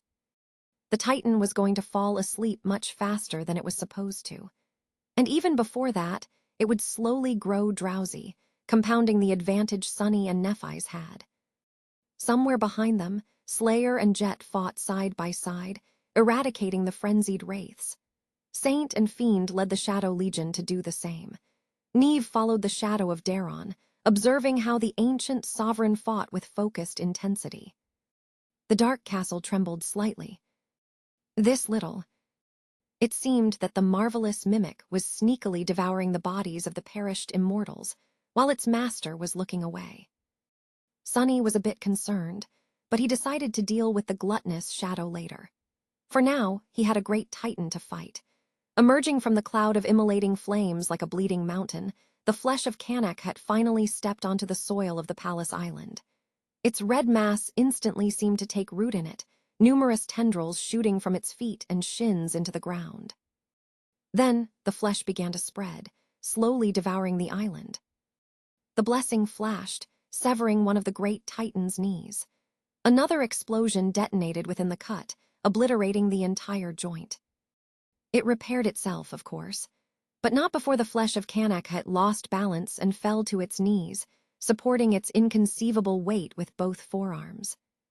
Sunny was not celebrating, though, because both forearms of the great titan took root, too, accelerating the rate with which the red mass of ghastly flesh spread south from the northern shore. Damnation. Taken aback a little, he watched as the palace island was being slowly consumed by an ocean of bleeding flesh. The ghastly mass continued to grow and spread without ever slowing down or showing any sign of stopping. At the source of it, the flesh of Kanak had lost all resemblance to a human, looking more like an abominable 4-legged beast. Sunny grimaced, nonplussed. Well, that's just great. Chapter 27, 12-3 Titans. The flesh of Kanak was like a force of nature, unstoppable and seemingly inevitable. Its ghastly body was like a mountain. A furious mountain that was full of frenzied malevolence and hunger, overcome by an insatiable greed to assimilate all living beings into its grotesque expanse. At the same time, it mended and restored itself no matter what grievous wounds were dealt to it, indifferently shrugging off attacks that would have destroyed entire cities, if not continents. The gigantic vessel of the great titan was only half a problem, too. There was also the undulating, revolting mass of red flesh that expanded outward from where it stood on the fractured shore, slowly consuming the palace island as it grew. Sunny hated to admit it, but he was honestly at a loss. How were they supposed to stop that boundless horror? He sifted through his memory, trying to remember if he had ever battled a similar nightmare creature. There had been some that were immense, and there had been some that were like elemental forces. There had even been some that boasted inexhaustible vitality. But Sunny had never faced an adversary quite like this one.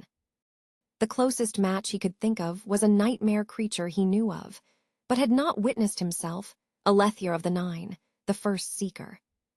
That fiend had even corrupted everything it touched, just like the flesh of Kanak infected and assimilated everyone that touched it. Nephis, how exactly did you defeat the first Seeker?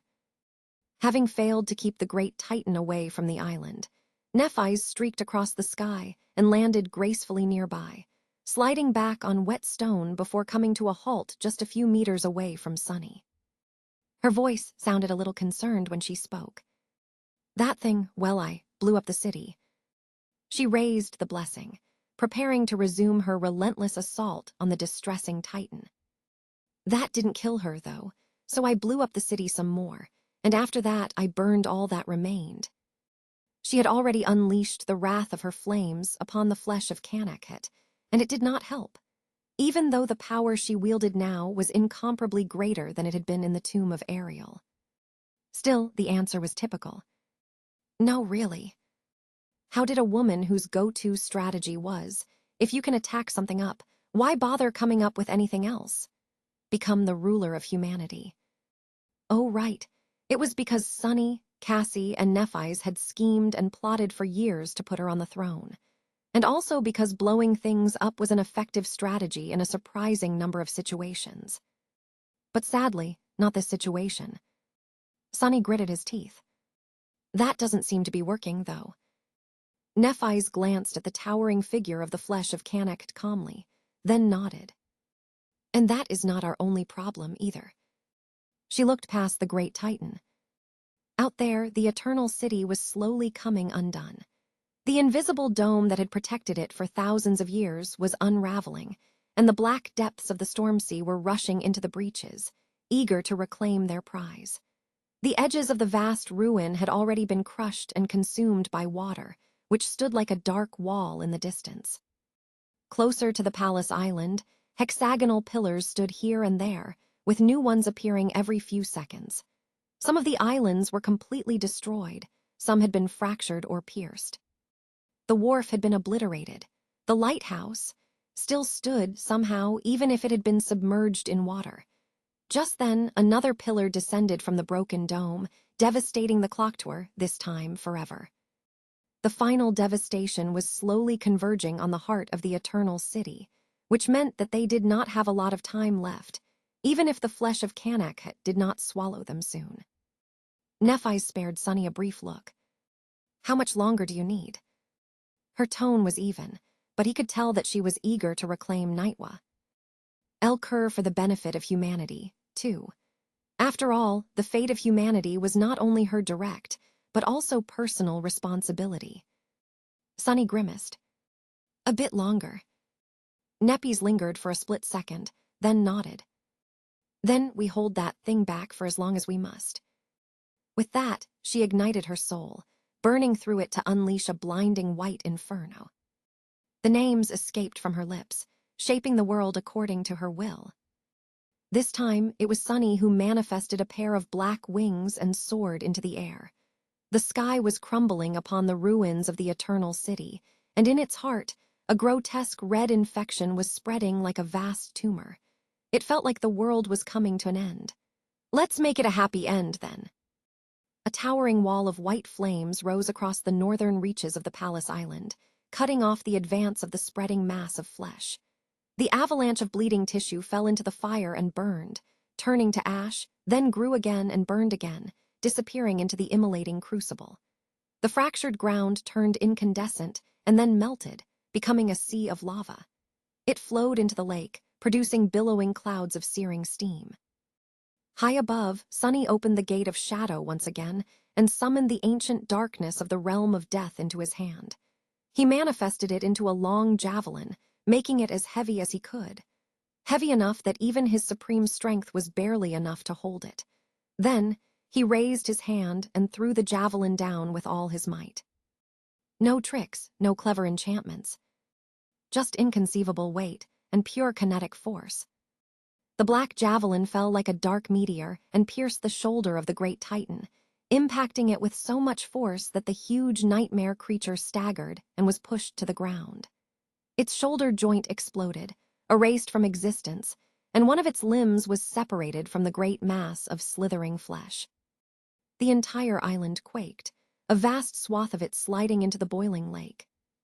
Countless tendrils of flesh shot from the torn limb, reconnecting it to the main body. But before it was fully attached, Sunny had already summoned another javelin. I just need to buy us time. The battle raged as more and more of the eternal city disappeared under the water. Chapter 27, 13 Elemental Forces. In the end, the flesh of Canak never reached the dark castle. It grew and spread until the entire northern part of the palace island became consumed by the virulent mass of red flesh.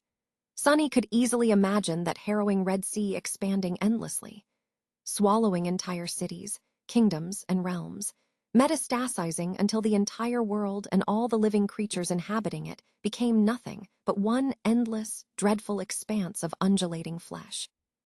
A single, abhorrent organism.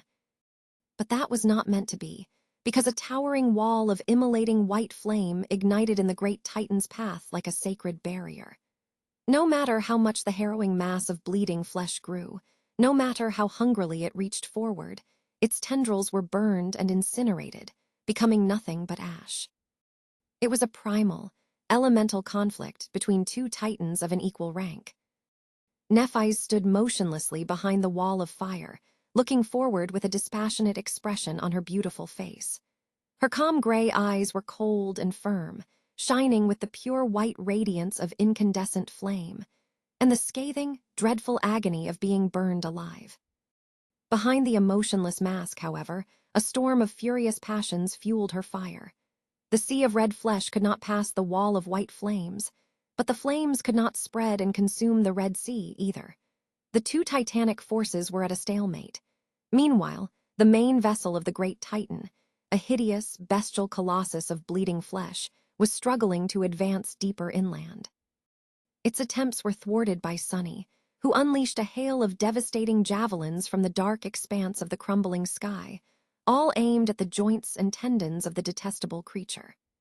Each javelin struck like a meteor, causing the boiling waters of the vast lake to overflow its banks and making the sprawling ruins of the eternal city quake violently.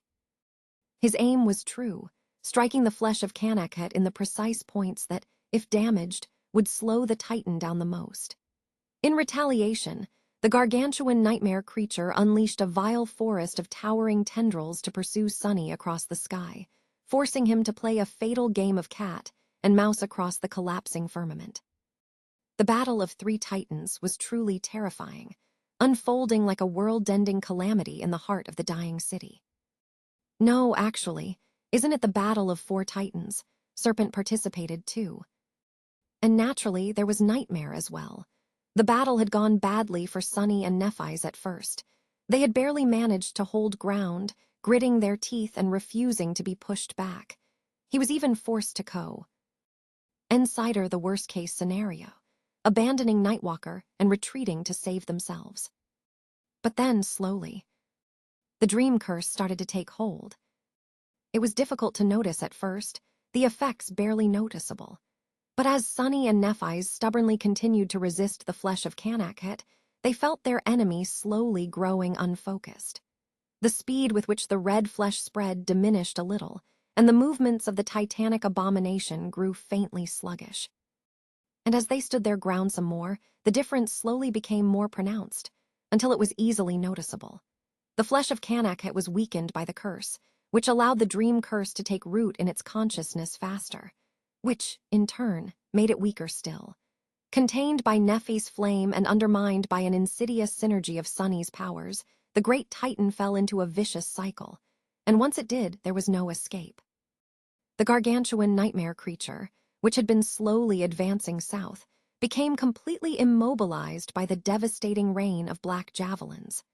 The sea of red flesh, which had been straining to drown out the wall of white flames with its ghastly mass, started to recede. The northern part of the island had been completely destroyed by then. The ground was shattered and pulverized, then melted into lava and swallowed by the lake. Billowing clouds of boiling steam and swirling ash were washed away by the ice-cold rain, and deafening thunderclaps echoed above the ruins as enormous waterfalls crushed the eternal city into dust in the distance. The Shadow Legion had wiped out most of the remnant wraiths by then, allowing its champions to join the fight against the flesh of Kanakhet. Saint arrived first, reshaping her tenebrous blade into a great bow made of pure darkness. Fiend rose from the shadows and gleefully dove into the towering wall of white flames. His steel body turned incandescent, and he unleashed his own infernal flames upon the receding sea of undulating flesh. Slayer ignored her grievous wounds to draw the string of her bow against the faltering great Titan. Neve used the last of his essence to pierce the limbs of the titanic fiend with towering spikes of azure ice. And lastly, Jet faced one more nightmare creature born from the scattered fragments of Kanakhet, shredding its flesh with a storm of enchanted shurikens. Their combined assault slowed the great Titan down, then halted its advance completely. The red sea of flesh was pushed back and incinerated, receding until it disappeared altogether. Only the gigantic, hideous mountain of flesh that was the nightmare creature's main vessel remained. Nephis, Sunny, and their companions continued to deal it an unimaginable amount of damage. The power of sovereigns, saints, and supreme shadows descended upon it like an annihilating guillotine, tearing the gargantuan body of the flesh of Kanakhet apart over and over again. It was truly an assault worthy of destroying a great titan. Sunny even caught himself feeling quietly awed by their terrifying show of force. And yet, how is this even possible? The flesh of Kanak refused to die. It refused to be irrevocably wounded, even. Its body and soul continued to repair themselves, enduring an unfathomable amount of punishment with no visible effect. No matter how terribly the great titan was mangled and mutilated, soon enough, it was entirely unscathed again. It stayed alive. And it was still alive by the time the dream curse pulled him into the embrace of deep, unnatural slumber. That was how the Eternal City was conquered. What was left of it, at least. Chapter 27, 14 Fury of the Sea. This is a first. Standing on the ruins of the Palace Island, Nephis gazed at the huge, motionless figure of the flesh of Kanakhet. She had released her transcended form, becoming human again. Her eyes were dim and tired, the white flames that had burned in them long extinguished. However, the fire dancing on the rubble still reflected in their beautiful gray depths, so there was little difference from how they had shone before. The great titan was asleep. It lay on the bed of ash and molten lava, lulled into deep slumber. Sunny and Nephis stood some distance away, surrounded by their companions. They had poured everything they had into destroying the titanic nightmare creature, but it was all for naught. Finally, after utterly exhausting themselves, they stopped. Nephis turned and glanced at Sunny. I have never met a nightmare creature whom I could defeat, but not kill. Sunny stared at the slumbering titan with a peculiar expression. Yeah, indeed. His mind was still reeling in the aftermath of the calamitous confrontation. The siege of the Eternal City, the mad rush to the Palace Island, the stand against the Dutchman and its Wraith Armada, and finally the battle against the flesh of Kanakhet. All of it had happened so recently and so rapidly, in quick succession. So, he was failing to fully acknowledge both what had happened and that it was all but over. I don't think I've ever been in this situation, either. It was preposterous, really. Usually, a battle ended when the enemy was dead. Killing the enemy was synonymous with achieving victory. One could win a bloodless victory, of course, but defeating an abomination and still failing to kill it was a bizarre novelty. Sunny regarded the flesh of Kanakhet silently. The thing was still alive. It had been captured by the dream curse, but even now that nightmare was a supreme terror. The maze of harrowing dreams was not going to hold a great titan indefinitely, or even for long. The ghastly nightmare creature was going to shake off its slumber eventually. So what do we do with it now? Nephis hesitated for a few seconds, then glanced into the distance. The distance was not that far anymore. The barrier surrounding the Eternal City was failing. In fact, the rate of its destruction had been increasing exponentially. By now, a dozen hexagons composing the invisible dome blinked out of existence every moment, unleashing roaring waterfalls of dark water. The outer ring of the ruin had already been swallowed by water, so now, it seemed as if a black wall was closing in on the Palace Island from all sides, erasing the world as it drew closer and closer. The inner ring was half gone, too, and there were even several hexagonal pillars falling into the turbulent lake. Nephis let out a quiet sigh. Do we need to do anything? She remained silent for a moment. The terrible weight of the storm sea will soon descend upon the sleeping titan. Even if the abomination survives the pressure, it will most likely be immobilized. And even if it retains the ability to move despite carrying the entire storm sea on its shoulders, it might not ever find human citadels scattered in the waters far east of here. If it does, decades would have passed. The sea is vast, after all. Decades later, we will either be strong enough to vanquish it once and for all, or dead. Sunny glanced at her incredulously. So are you suggesting we just leave it? He glanced at the monstrous, towering mass of the flesh of Kanakhet. Nephis, Jet, and Neve glanced at it too, which meant that Cassie was watching as well. Nobody said anything for a while.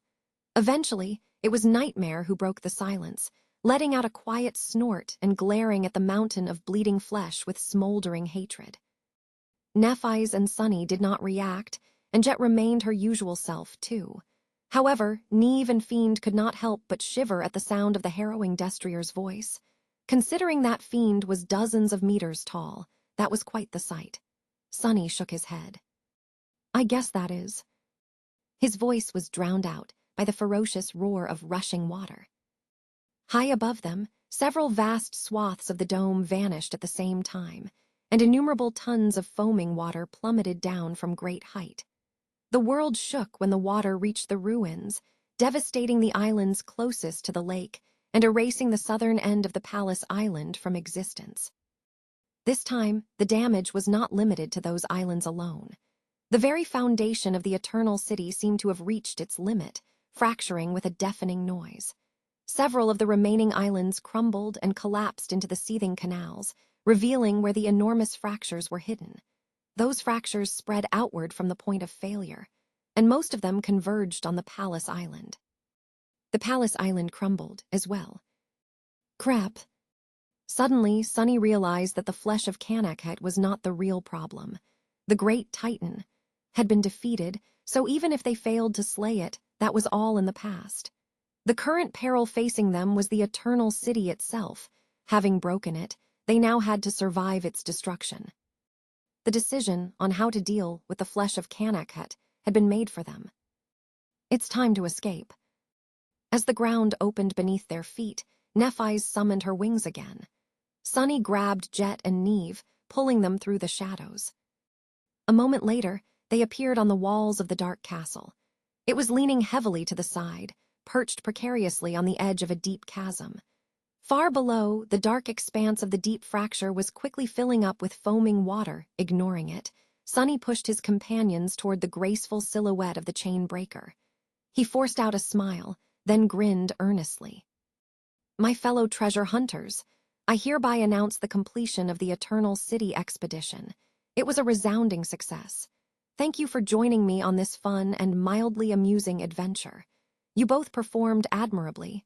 Now, we just need to escape this sunken hell alive. Neve gave him a startled look. What? Before he could finish, Sunny pointed at Cassie, who was already landing on the deck of the chain breaker. Follow. W her, I'll join you as soon as I can. If I can, in any case, go. Sparing one glance back and making sure that Nephis was already ascending to the Ivory Island, Sunny pushed them one more time and stepped into the shadows again. As soon as he left them, his gaze landed on his charred incarnation, which was still stitching the wayward shadow of Nightwalker back to its master amid the devastation. You fool, what's taking you so long? His figure separated into 4 identical avatars, each glaring at the 5th with the same indignation. Why are you so slow, bastard? We have defeated an entire Wraith armada and a great Titan while you were dawdling around. What the hell? Do you see all this water? We hate water. As more of the dome collapsed, unleashing an apocalyptic deluge, Sunny gritted his teeth and glanced at his other incarnations with seething fury. Shut the hell up, wretches. He paused for a moment and then growled. Since you're already here, pick up a needle and help out. Chapter 27, 15 in Stitches. Sunny had already done most of the work, but he was tired. His will was exhausted. As it turned out, undoing a severing performed by the Demon of Repose was far more difficult than breaking the void chamber. Maybe it was because this time, it was the ancient demon who had destroyed the bond between a living being and their shadow, while Sunny was responsible for recreating it. Breaking things was always easier than making them. Damn it. Mustering his strength, Sunny forced the world to submit, reshaping it according to his will, one stitch at a time. His other 4 incarnations joined, hastening the process. The needles they manifested from shadows were no different from supreme implements, and yet they were far inferior to the weaver's needle. a tool that had been created by Nether and bathed in Weaver's blood, imbued with no enchantments but possessing mystical power. So, things were still going slower than Sunny would have preferred. The Eternal City was in its death throes all around them. Nightwalker studied the 5 identical avatars of Sunny for a bit, then looked around. Crazy bastard, you really did it. You destroyed the Eternal City. The wall of dark water was already encroaching upon the lake. The southern expanse of the Palace Island had been erased from existence, and more of the dome was blinking out of existence. The deafening roar of plummeting water and the thunderous impacts of descending pillars made the world quake. Sunny spared him a brief glance and smiled. Of course I did. I said I would after all, and am the most honest person in the world. 7 most honest people in 2 worlds, actually. Haven't I told you? Nightwalker let out a forced chuckle, grimacing from pain. Then he looked up. That flying ship is leaving. Sunny nodded. Good, I told them to leave. There was a loud, rumbling noise behind them. The foundation of the island continued to crumble, and the impossible heavy sphere of jagged metal fell down into one of the chasms. Sunny watched it roll with regret, then cursed quietly and sent one of his incarnations after it. Soon enough, it ended up in his soul sea, granted. Transporting it there almost drained his nearly boundless reserves of essence. He could get his essence back, though. Missing out on this odd trophy, meanwhile, would have gnawed at him forever. Nightwalker showed no signs of anxiety as he watched the chain breaker fly away. In fact, his youthful face returned to its usual distant expression. He even stopped pretending to be bothered by the pain. After decades spent fighting and dying in the Eternal City, there was probably no kind of pain that could impress him. The flying island is moving. Sunny threw a swift glance at the ivory island, then concentrated on his work again. Good. They're not wasting any time. Nightwalker remained silent for a few moments, studying him with a dark and detached kind of amusement. Eventually, he asked with a hint of curiosity in his calm voice.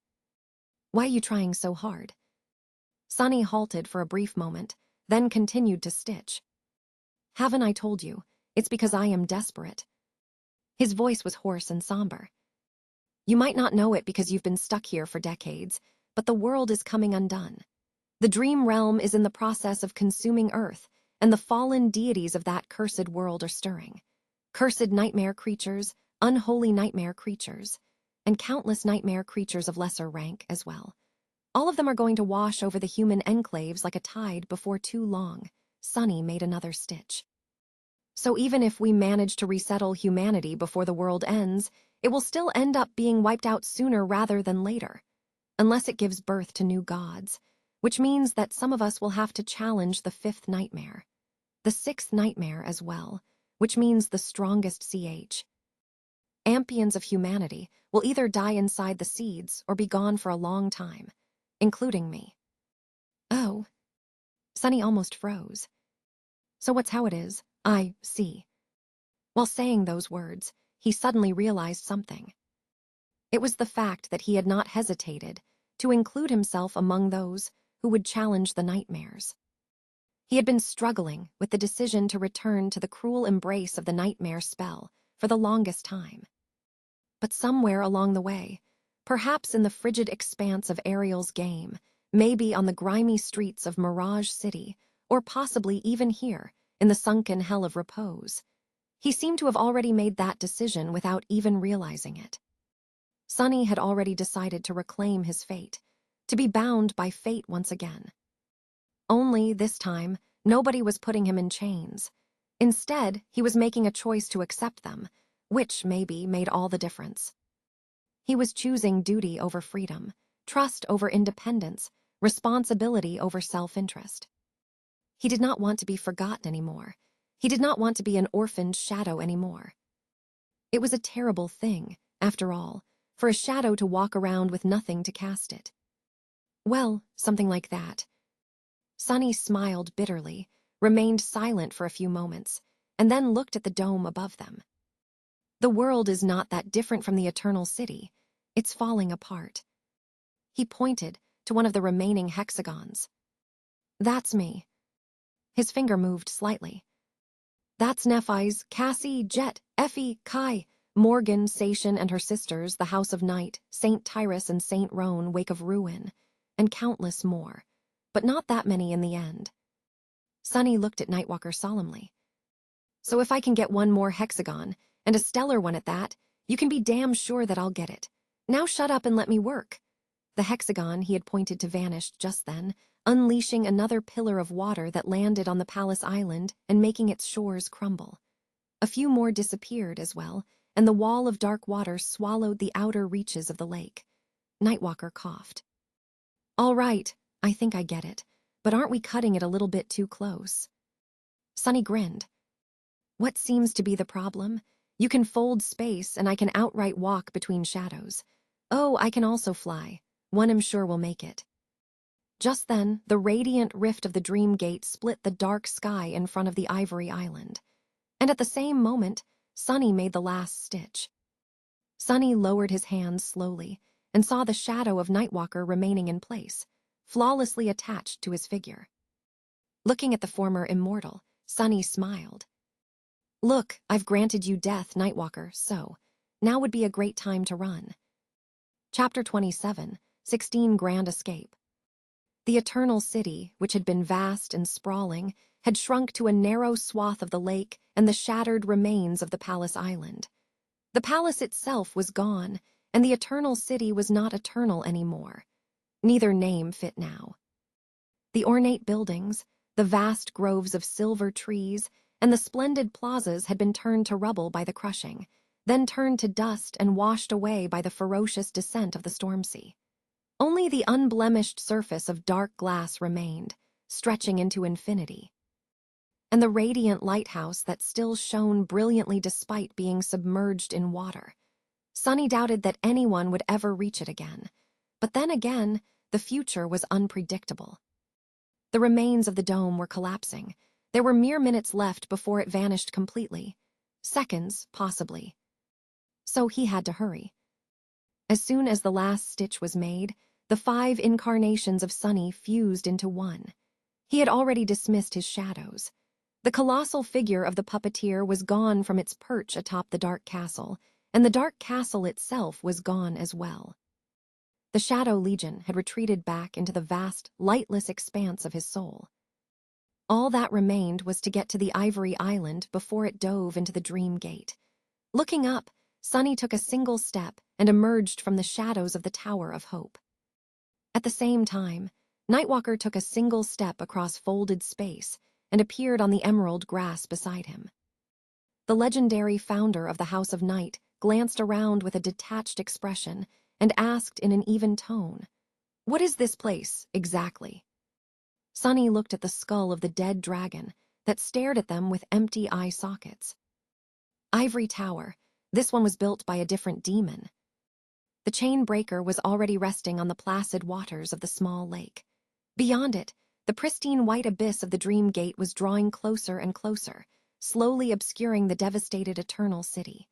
Towering pillars of dark water surrounded them on all sides, and above them, the last of the invisible dome was crumbling under the unimaginable weight of the storm sea. Nightwalker looked ahead, remained silent for a few seconds, and then said in a faintly subdued tone, "So I am really leaving this place, after all." He let out a long sigh, then smiled faintly. Looking down, he studied the monstrous form of the flesh of Kanakut that was slowly drowning in rising water far below. "And we are really leaving that thing behind without killing it. I can't quite believe it." Sunny looked down, too. His expression turned a little sour. "Yeah, now there are 2 great titans on my kill list. Don't worry, I'll get to them sooner or later." He always did. Sunny turned away, knowing that there was no point in thinking about the flesh of Kanakut anymore, at the moment. Instead, he began to gather shadow around him, preparing to encase the Ivory Island in a cocoon of them if need be. It was still unclear if they would be able to escape the Eternal City before its dome vanished completely, after all. In fact, the island swayed just then, pivoting to the side to dodge a crushing waterfall of dark water that suddenly appeared in its course. Nightwalker sighed, then looked at the chain breaker. I want to be on a ship now. He took another step, landing directly onto the deck of the ancient vessel. Sunny followed. Nephis, Cassie, Jet, and Neve were gathered there. There was no need to steer the ship, but Nephis was focused on controlling the Ivory Island. The other three were behind her. When Sunny and Nightwalker appeared, they all let out relieved sighs. Jet, who was sitting on the deck and leaning against the railing, smiled lazily. Oh, you're back. Good. One thought you decided to go for a swim. Sunny gave her a long look. No, thank you. Neve turned to Nightwalker and stared at him with subsided intensity, but did not say anything. Likewise, Cassie remained silent. No one spoke, watching the approaching dream gate intently. The Eternal City was almost entirely gone by then. The grotesque mass of the flesh of Kanakhet had disappeared beneath the waves, and the spot where Sunny had been stitching Nightwalker and his shadow together had been crushed by a pillar of water. More pillars descended all around the Ivory Island every moment, as if straining to prevent it from reaching the towering white rift of the gate. Sunny had escaped a great deal of disaster in his life. Granted, few were as apocalyptic as this one. Still, he found it hard to believe that they would actually escape the Eternal City. And yet, in the end, they did. The Ivory Island reached the Dream Gate unscathed. Its edge entered the blinding radiance slowly, and a pristine white wall seemed to erase it from existence. The wall drew closer as the flying island passed through the gate, and then swallowed Sunny and his companions. He closed his eyes a few seconds before, so he did not see the actual second of transition. But he felt it. The rain that had been pelting them vanished suddenly. A warm wind caressed his face. The harrowing sounds of a dying city were replaced by blissful silence, and the darkness of the abyssal depths was replaced by gentle sunlight. Sunny opened his eyes slowly. A blue sky welcomed him. We made it. The Ivory Island was flying above the southernmost region of the basin of the River of Tears. The river itself was twisting across a vibrant landscape far below, full and vast. The night garden was resting on its flowing waters, its decks brimming with countless people. After spending a long time away from sunlight, they seemed to have all poured out of the cavernous holds of the living ship. Many of them were pointing at the sky now, excited by the appearance of the ivory tower. The dream gate closed, cutting the connection between this land and the Eternal City. Now the expedition was truly over. Sunny exhaled slowly. They were safe. Nightwalker took a deep breath and looked up, a smile slowly appearing on his face. Ah, the sun. I really did not think that I would ever see it again. One last time. Turning to Sunny, he bowed slightly. Thank you. It means more than you can imagine. Sunny frowned. One last time? What are you talking about? You'll see it plenty. Perhaps even enough times to get sick of it. Nightwalker lingered for a moment, then shook his head softly. I'm afraid it doesn't work that way. Just then, a long cut suddenly appeared on his cheek, swelling with blood. Sunny stared at him, dumbfounded. What? Where did this cut come from? Nothing had attacked them. Nightwalker turned to Neve, as if intending to say something. But by the time he did, 2 more jagged cuts appeared on his body. Nightwalker, what the hell is happening? Father. He staggered and fell to his knees, letting out a quiet groan. No and nothing. It's just mortality. It has a way of catching up with you. Countless wounds had revealed themselves on his body. Sunny finally flinched, realizing what was happening. The Eternal City still had its claws in its prisoner.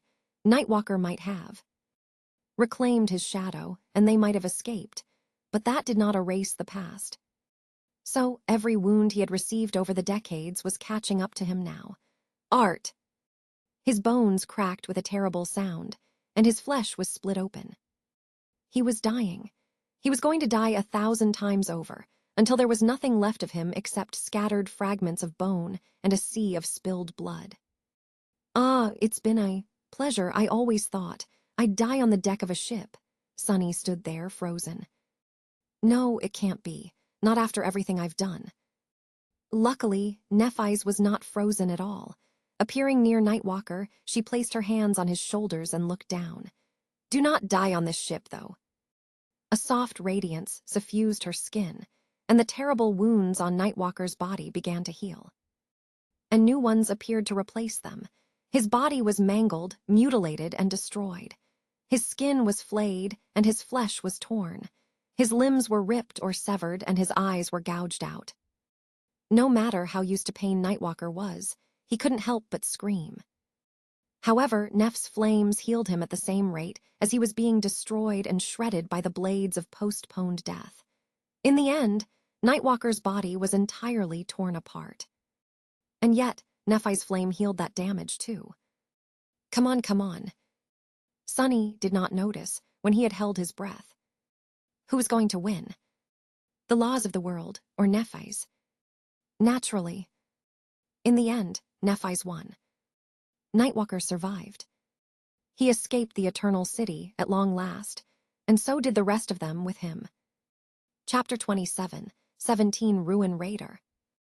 The River of Tears was so vast that it seemed boundless, flowing across multiple regions of the dream realm. In fact, it was an independent region in and of itself, complete with its own collection of bizarre mysteries and a thriving ecosystem. An ecosystem that was lethal like everything else in the harrowing expanse of this dangerous world, but thriving nonetheless.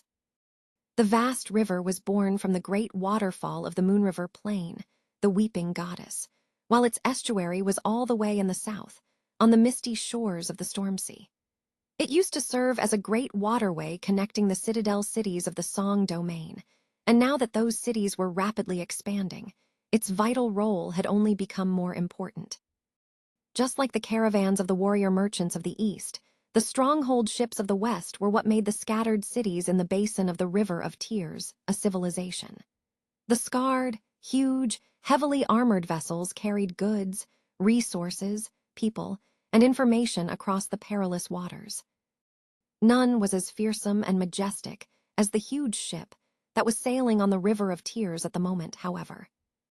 The Night Garden floated with the current, moving south. It was returning to the Stormsea after escaping its dark depths a few days prior. The Ivory Island glided across the sky high above it, as if escorting the great citadel home. Jet was currently in her garden, looking around with a peculiar expression. The sacred trees she had planted had grown considerably in just a few days, their branches brimming with golden fruit. Countless flowers bloomed between them like colorful jewels, while the decorative bushes had become tall and wild. Do I need to hire a gardener? Her tone was a little troubled. At that moment, a black crow fell from the sky and landed on her shoulder. Jet. She glanced at the bird and raised an eyebrow. Yeah, what? The crow pecked at her cheek. Fruit. A subtle smile appeared on her lips. What about them? Just then, a second crow glided down and landed on her other shoulder. What do you mean, what about them? Those are sacred fruit, aren't they? This much should be enough to supply you with essence for a while.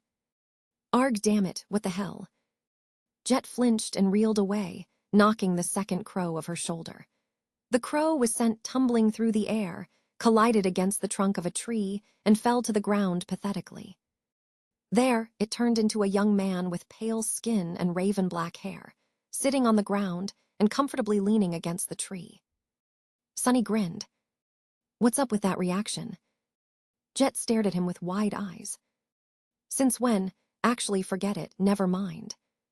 She sighed, then reached and plucked one of the golden fruit.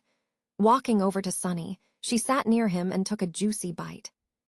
The two of them spent a few moments in comfortable silence, watching the clouds move across the azure sky. Eventually, Jet said, people don't appreciate what they have until they lose it. I never really paid any particular attention to the sky, but after spending all that time underwater, gods, what a lovely sight. I never want to explore the depths again. Sonny smiled. Me neither, still. It wasn't all bad, was it? We gained so much. Just as expected, the expedition to the Etern. Owl City had turned out to be quite eventful. Granted, Sunny had not expected to wage a small war against a horde of immortal abominations. However, the spoils were similarly great. First and foremost, they managed to initiate the restoration of the night garden. Sunny gave Jet a curious glance. "By the way, what exactly changed about your ship?" She remained silent for a bit, looking around the overgrown garden. "We are still figuring it out, but you must have noticed some of it already. Local soil was always inexplicably fertile, allowing us to gather multiple harvests a year. But now, that nourishing effect has grown many times more powerful. It is truly remarkable." Sunny nodded. The trees around them were noticeably higher than they had been before, and the bushes seemed out of control. The same was happening across the entire Titanic ship. Everything was growing, blooming, and bearing fruit much faster than before. The surface decks resembled a jungle, and the night garden now really looked worthy of its name. Jet inhaled deeply. Here and there, various species of native plants sprouted out of nowhere. They are a bit weird. A certain algae in the water reservoir, for example, is producing oxygen. And I mean all by itself, it doesn't need the sun or carbon dioxide to do so. Other kinds do other useful things. It is too early to tell, but I think the night garden is fully self-sufficient now. It can drift for thousands of years in any kind of environment, and people on board will still be comfortable. Well, I mean, they'll be dead of old age, but they would have lived and died of old age comfortably. She chuckled. The aegis surrounding the ship seems to have grown much more sophisticated, as well, stronger, too. Honestly, we have no idea what exactly changed about it, but the changes seem incredibly profound. It is as if the night garden is ready to dive into the void. Jet paused for a moment, then added in a distant tone. "Do you think that that was what the demon of repose had built it for? That it is a void ship?" Sunny hesitated for a while. "I don't know, maybe it was not initially. But after wandering the seas and the skies for thousands of years, exploring all of existence, she might have grown curious about what lay beyond. Of course. She probably never got the chance to explore it. The Doom War happened first." Jet sighed, then nodded. "Indeed. Well, apart from that, the night garden now allows me to open. Let's call them portals. Rifts that connect 2 points in space. However, I can't really use that new component, because to do that, we need to figure out a different new function first. It has something to do with navigation, but nobody knows how it works. So, until we learn, I can only open those portals to somewhere within my direct line of vision." She smiled. "There are lots of minor changes, as well, like the hull being able to repair itself much faster, and so on. I won't bore you." Sunny leaned back and looked at the sky. The night garden had become more robust. That alone would have made the expedition worthwhile. But there were other gains as well. The arsenal of enchanted weapons Sunny had salvaged in the Hippodrome was going to strengthen the forces of humanity. The artifacts looted across various districts would, as well. The marvelous mimic was producing a steady stream of essence coins after gorging itself on the bodies of fallen immortals. Sunny had become familiar with using the puppeteer to control the Shadow Legion, increasing the strength of his dark army by a large margin. Neve had returned with the memory carrying a reservoir of starlight capable of granting people the lineage of Storm God. Jet had greatly increased the volume of her soul core and captured 2 powerful souls into her mist blade. Nightmare had become supreme. Nephis had come closer to mastering another branch of her aspect legacy. Nightwalker had returned to the embrace of humanity. And Sunny himself. Sunny had found the 6th fragment of Weaver's lineage, one he had yet to absorb. Chapter 27, 18 Garden of Flowers. Sunny had felt the weight of the scroll throughout the last few days, busy and chaotic as they were. A million things demanded his attention after weeks of absence. And yet, he could not help but think about the vessel of Weaver's will that lay on the altar of the nameless temple's replica, deep within his soul. Now that things had settled down a little, he could finally face it. Sunny remained silent for a long while, then smiled and looked at Jet. "Well, how was it? Your personal adventure with the Lord of Shadows. Was it all you had hoped for?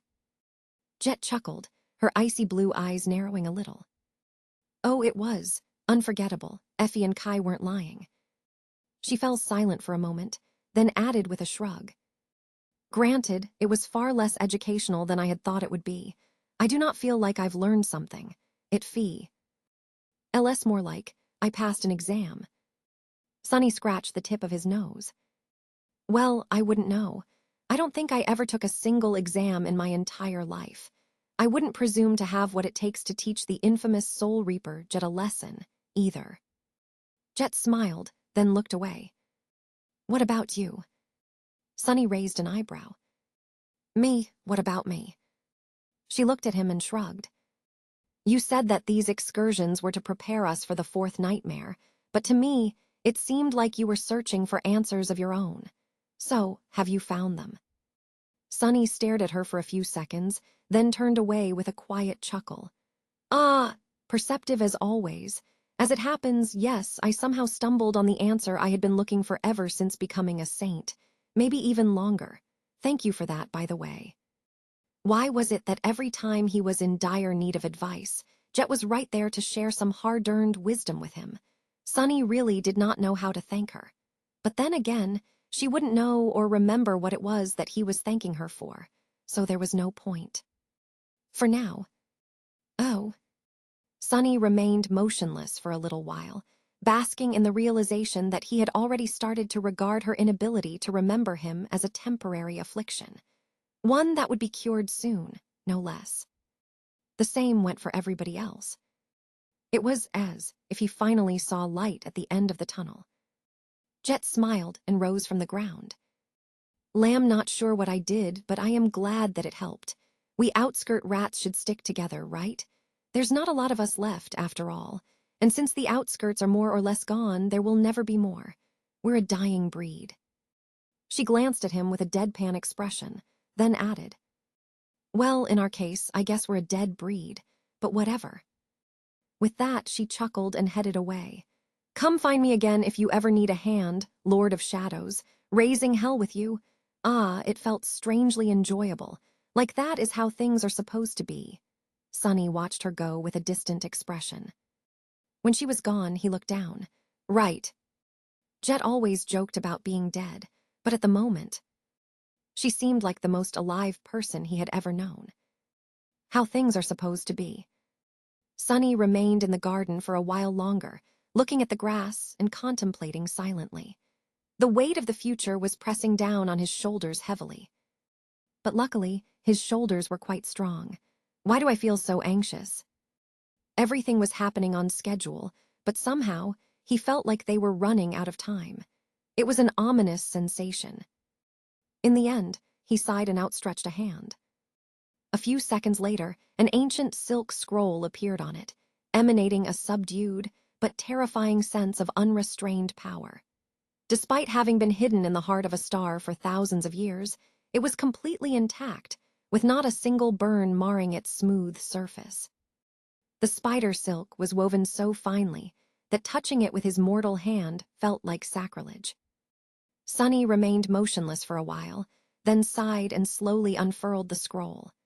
Inside, an elegant weave of runes was painted with black ink, and at the bottom, a gorgeous blue snowdrop decorated the corner, embroidered with such skill that it seemed entirely real. Sonny shook, suddenly finding it difficult to breathe. Somehow, he knew that both the runes and the flower were left on the fine silk by Weaver's own hand. Calming his widely beating heart, he inhaled deeply and concentrated on the runes.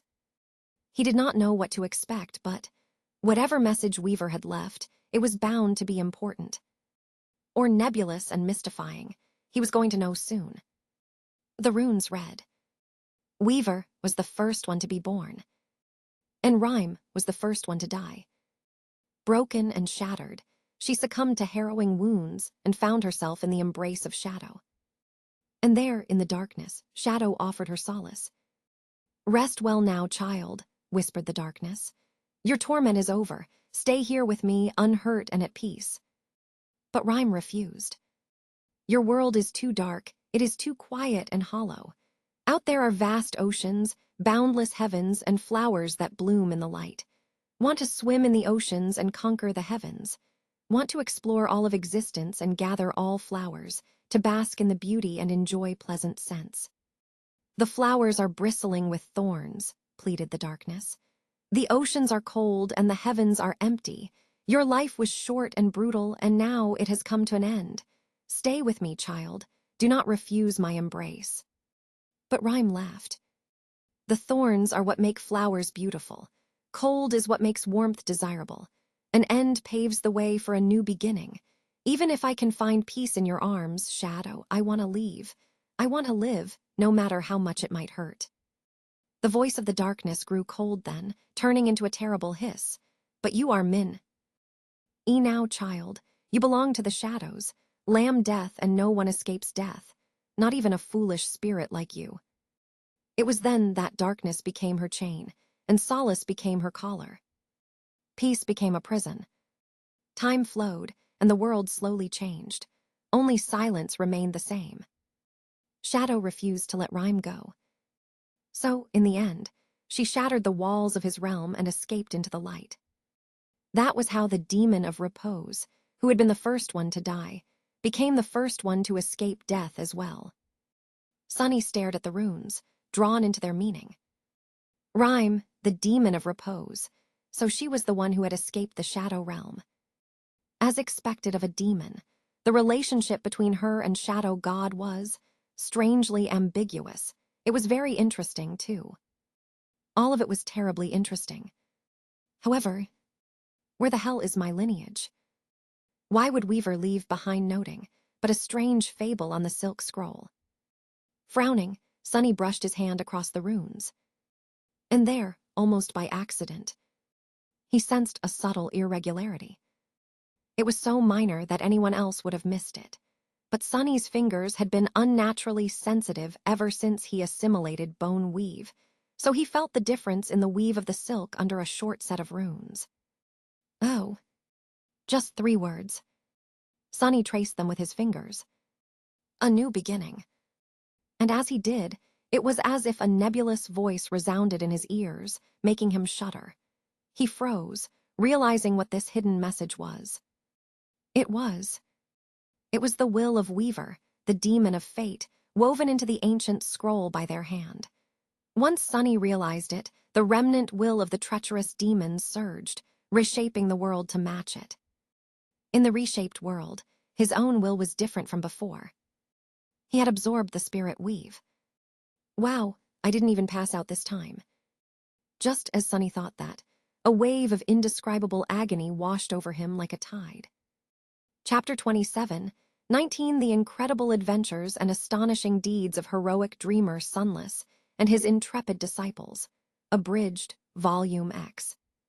The Shadow Realm had not changed much since Sunny visited last. Granted, that visit had happened quite recently, during the final battle for the Eternal City. Sunny himself, however, felt a bit different. The spirit weave had enhanced his will, making the world feel much more malleable. It altered the inherent nature of his will, as well, granting it a second innate affinity, or at least greatly enhancing what had already been there. Before, the main trait of Sunny's will was death. Now, however, he also felt a strong connection to fate. He did not know what to do with that affinity, and honestly, it was quite paradoxical for his will to possess it.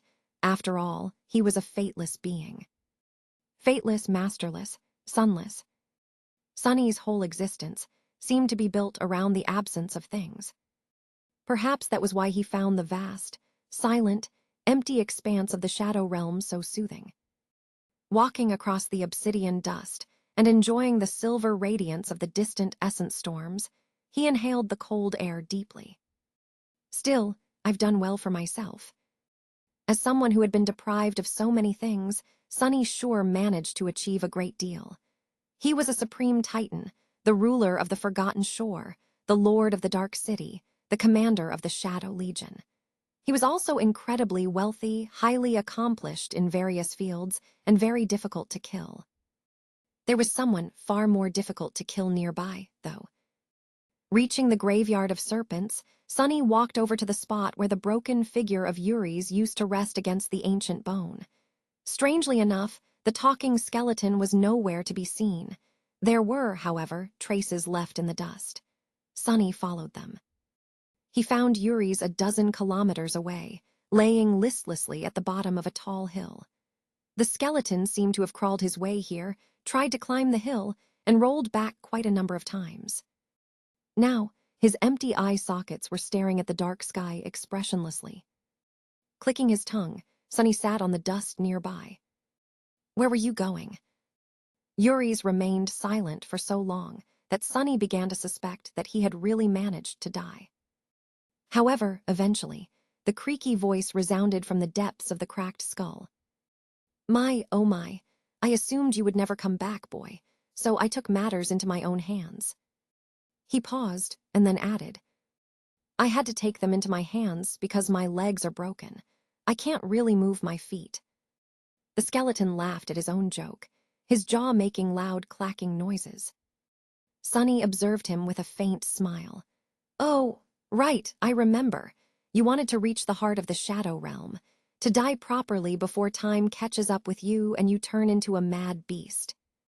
Yuri's nodded. "That's right." Sunny shook his head. "I guess it must be a coincidence that the Void Gate is also situated at the heart of the Shadow Realm. You wouldn't know anything about it, would you? And about how it was opened?" Yuri stared at him curiously. "Oh, it was opened. My, oh my, I did not know." It was difficult to say if he truly did not know or was simply pretending. Yuri's had been nailed to that tree before the very end of the Doom War, after all.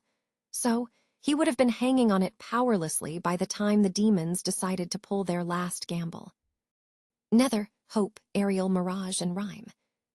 No, actually, wasn't there one more? Yuri's clicked his jaw. "Anyway, I wasn't planning to go to the heart of the Shadow Realm to die. It's just what shadows do, so I thought I'd follow the proper etiquette and get the full experience. A semblance of natural death, if you will. I had no idea that someone opened the Void Gate. Well, actually, that's a lie. I had an inkling. I don't really care about it, though." He stared at Sunny with his empty eye sockets. "Whether it's open or closed, what difference does it make to me?" The skeleton chuckled. "Anyway, you seem a little different, boy. I've been crawling up this hill over and over again for a while. What has been happening to you?" Sunny smiled darkly. "Me, my, oh my. So many things have happened. I don't even know where to start." Yuri's gave him an unamused stare. "Damnation. Start anywhere, then." Sunny chuckled. "Well, let's see. First, I went to the Jade Palace and got sucked into a game created by the Demon of Dread. There, I battled great and cursed abominations, conquered a bunch of mountains, blew up one or two, and finally had to face my own doubts. In the end, I squished a very talkative moth and escaped." His eyes glistened dangerously. "Oh, I also witnessed the end of the world and had a one-sided conversation with the Demon of Fate. They stared right at me and called me an epigone. Ah, it was quite shocking." Yuri stirred slightly, then said in a neutral voice, There is no way that Weaver is still alive." Sunny's smile widened a little. "Oh, they're not. But when has something like that ever stopped the gods or the demons from talking?" He lingered for a moment, then added, "Anyway, Weaver showed me how the gods died and how the world ended. So, I went and wrote a very comprehensive research paper about it. That took some time. Caused quite a stir, too." Yuri's let out a dubious laugh. "A research paper? Oh, you are a philosopher. I knew a few philosophers once. Anyway, that sounds like a lot. No surprise that you have been so busy." Sunny grinned. "Oh, that is not all. After winning that game, I went to Mirage Castle and got sucked into a huge mirror.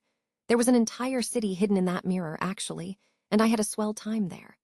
Hunting down serial killers, being screamed at by aged policemen, having therapy sessions with my radiant shadow, and riding a metal carriage propelled by myriad tiny explosions. Oh, I also discovered chocolate milk and a pastry called a donut. No earth-shattering discoveries this time, though." Yuri stared at him for a moment. "Do not. What a strange name for a pastry. By the way, while I do not know what kind of therapy your shadow was administering to you, exactly, I do think that describing your own shadow as radiant is a bit in poor taste. Humility is the most attractive quality for a young man, you know. Sonny raised an eyebrow. Says who? I think tasteful boasting is far more attractive. And all boasting is tasteful if I'm the one doing the boasting, so. Oh, did I tell you that I conquered the southern reaches of Heart God's forest, became the most accomplished enchanter of humanity, seduced the most beautiful woman in the world, and am one of the wealthiest people in existence? Yuri's remained silent for a long while after that. He's probably busy admiring my accomplishments. Well, understandable. In the end, the ancient skeleton mumbled quietly. I think you did mention being that loathsome girl's partner. Sonny grinned. That's right. He studied Yuri's for a bit, then shrugged. Well, anyway, I helped destroy that mirror city and escaped. After that, I commandeered the Ship of Repose, uncovered a map to ancient treasure, battled all kinds of sea monsters to reach it, defeated an army of immortal nightmare creatures to claim it, brought a dead legend back to life. Oh, and then destroyed another city. Come to think of it, I've been destroying too many cities as of late, haven't I? Yuri's gave him a reserved look. My, oh my, I'd say, and you've only been gone a few months. Sonny shrugged, then smiled. Oh, right. I also learned quite a few interesting things about the Nine, like what Slayer's name was, and where you guys come from. His smile turned menacing, and a deep darkness drowned his eyes. And what you bastards did. Learning something like that would have made me very angry, don't you think, Prince Yuri's? Yuri's stared at him with empty eye sockets, expressing no particular emotion. Eventually, he laughed. My, oh my, nobody has called me a prince in ages. Chapter 27, 20, A New Beginning. Sonny stared at the grinning skull, feeling a storm of dark emotions raging in his heart. He had not anticipated feeling this way, but here he was, full of something that he never thought he would feel one day, a sense of righteous indignation. For someone who had never once thought of himself as righteous or virtuous, that was an unfamiliar state. But considering the sins of the dead man in front of him, all Sonny's shortcomings seemed like the noblest of virtues. A smoldering, murderous wrath drowned his heart, making his fingers twitch. This wretch, it was all because of him, because of them. He really wanted to kill the dreadful bastard. How ironic it was that, out of all the people in the world, Yuri's was one whom he was powerless to kill. Sonny forced himself to inhale. Aro, Yuri's, Orphan, Alethea, Omer, Emedin, Elites, and the other too. There truly has never been a group more vile and wicked than you nine, has there? Yuri stared at him for a while, then chuckled. Oh, I guess you did learn a bit about us. So, I guess there are still traces of us left out there in the world. Sonny could not help but laugh bitterly. Traces? This whole damn world is a ghastly monument to your abhorrent lives. After all, you are the ones who created it. You are the architects of all the horror that I've endured, that everyone has endured. You are the bastards who created the dream realm. All those deaths, all that loss, it was all because of you. Yuri stared at him calmly. Worked like a charm, didn't it? As Sonny fell silent in shock, he let out a sigh. No, actually, it didn't. We did our best, but something must have gone wrong at the end. The ancient skull turned faintly, taking in the desolate landscape of the Shadow Realm. None of this was supposed to exist anymore if we had succeeded. People like you and that young Nephilim girl were never supposed to be born, and therefore never supposed to endure any suffering. Ah, but we failed in the end. Well, I suppose we did destroy the Empire, but not quite in the way we intended. Sonny listened to his nonchalant tone, feeling his hair stand on end. How could he be so matter-of-fact about it? How could he show no regret, no remorse whatsoever? No glee, no satisfaction either. No pride in having managed to destroy the great gods. Sonny shook his head slowly. You must be entirely mad. Aren't you ashamed of what you did, even a little? Yuri's just stared at him in bewilderment. Ashamed? Why would I be ashamed? A short scoff escaped from Sonny's lips.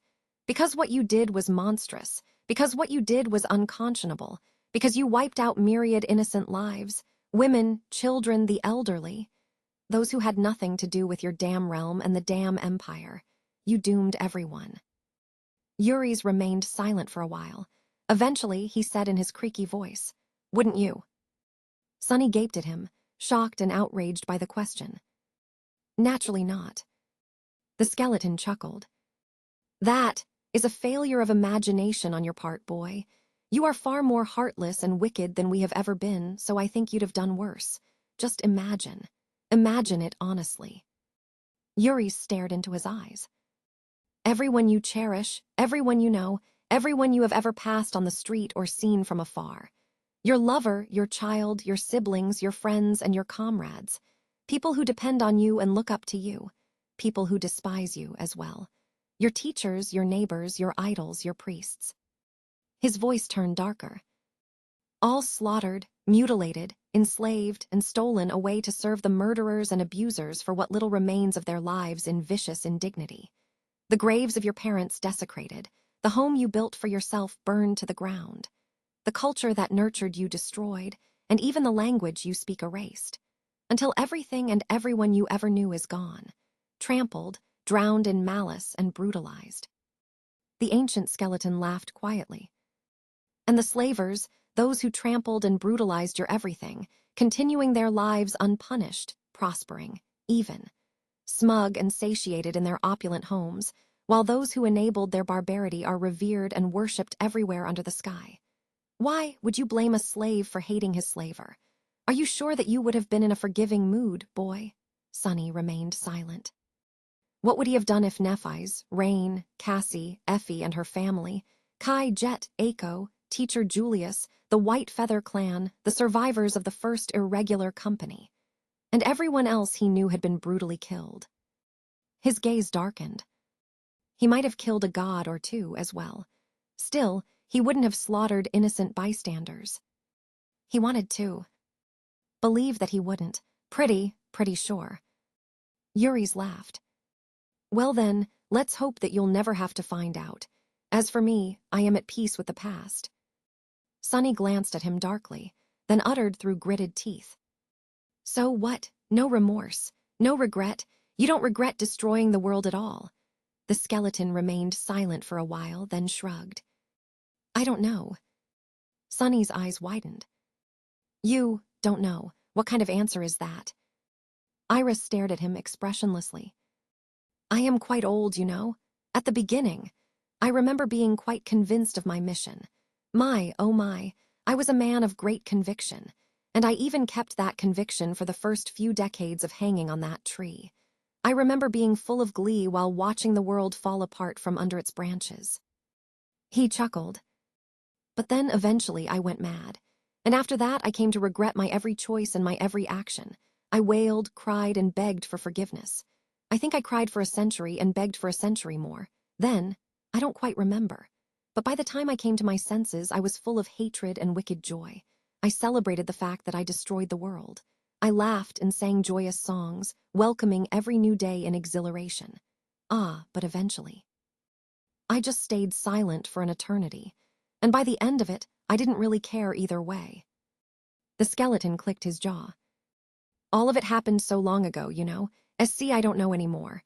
Sometimes I feel a little wistful, and sometimes I feel a little sad.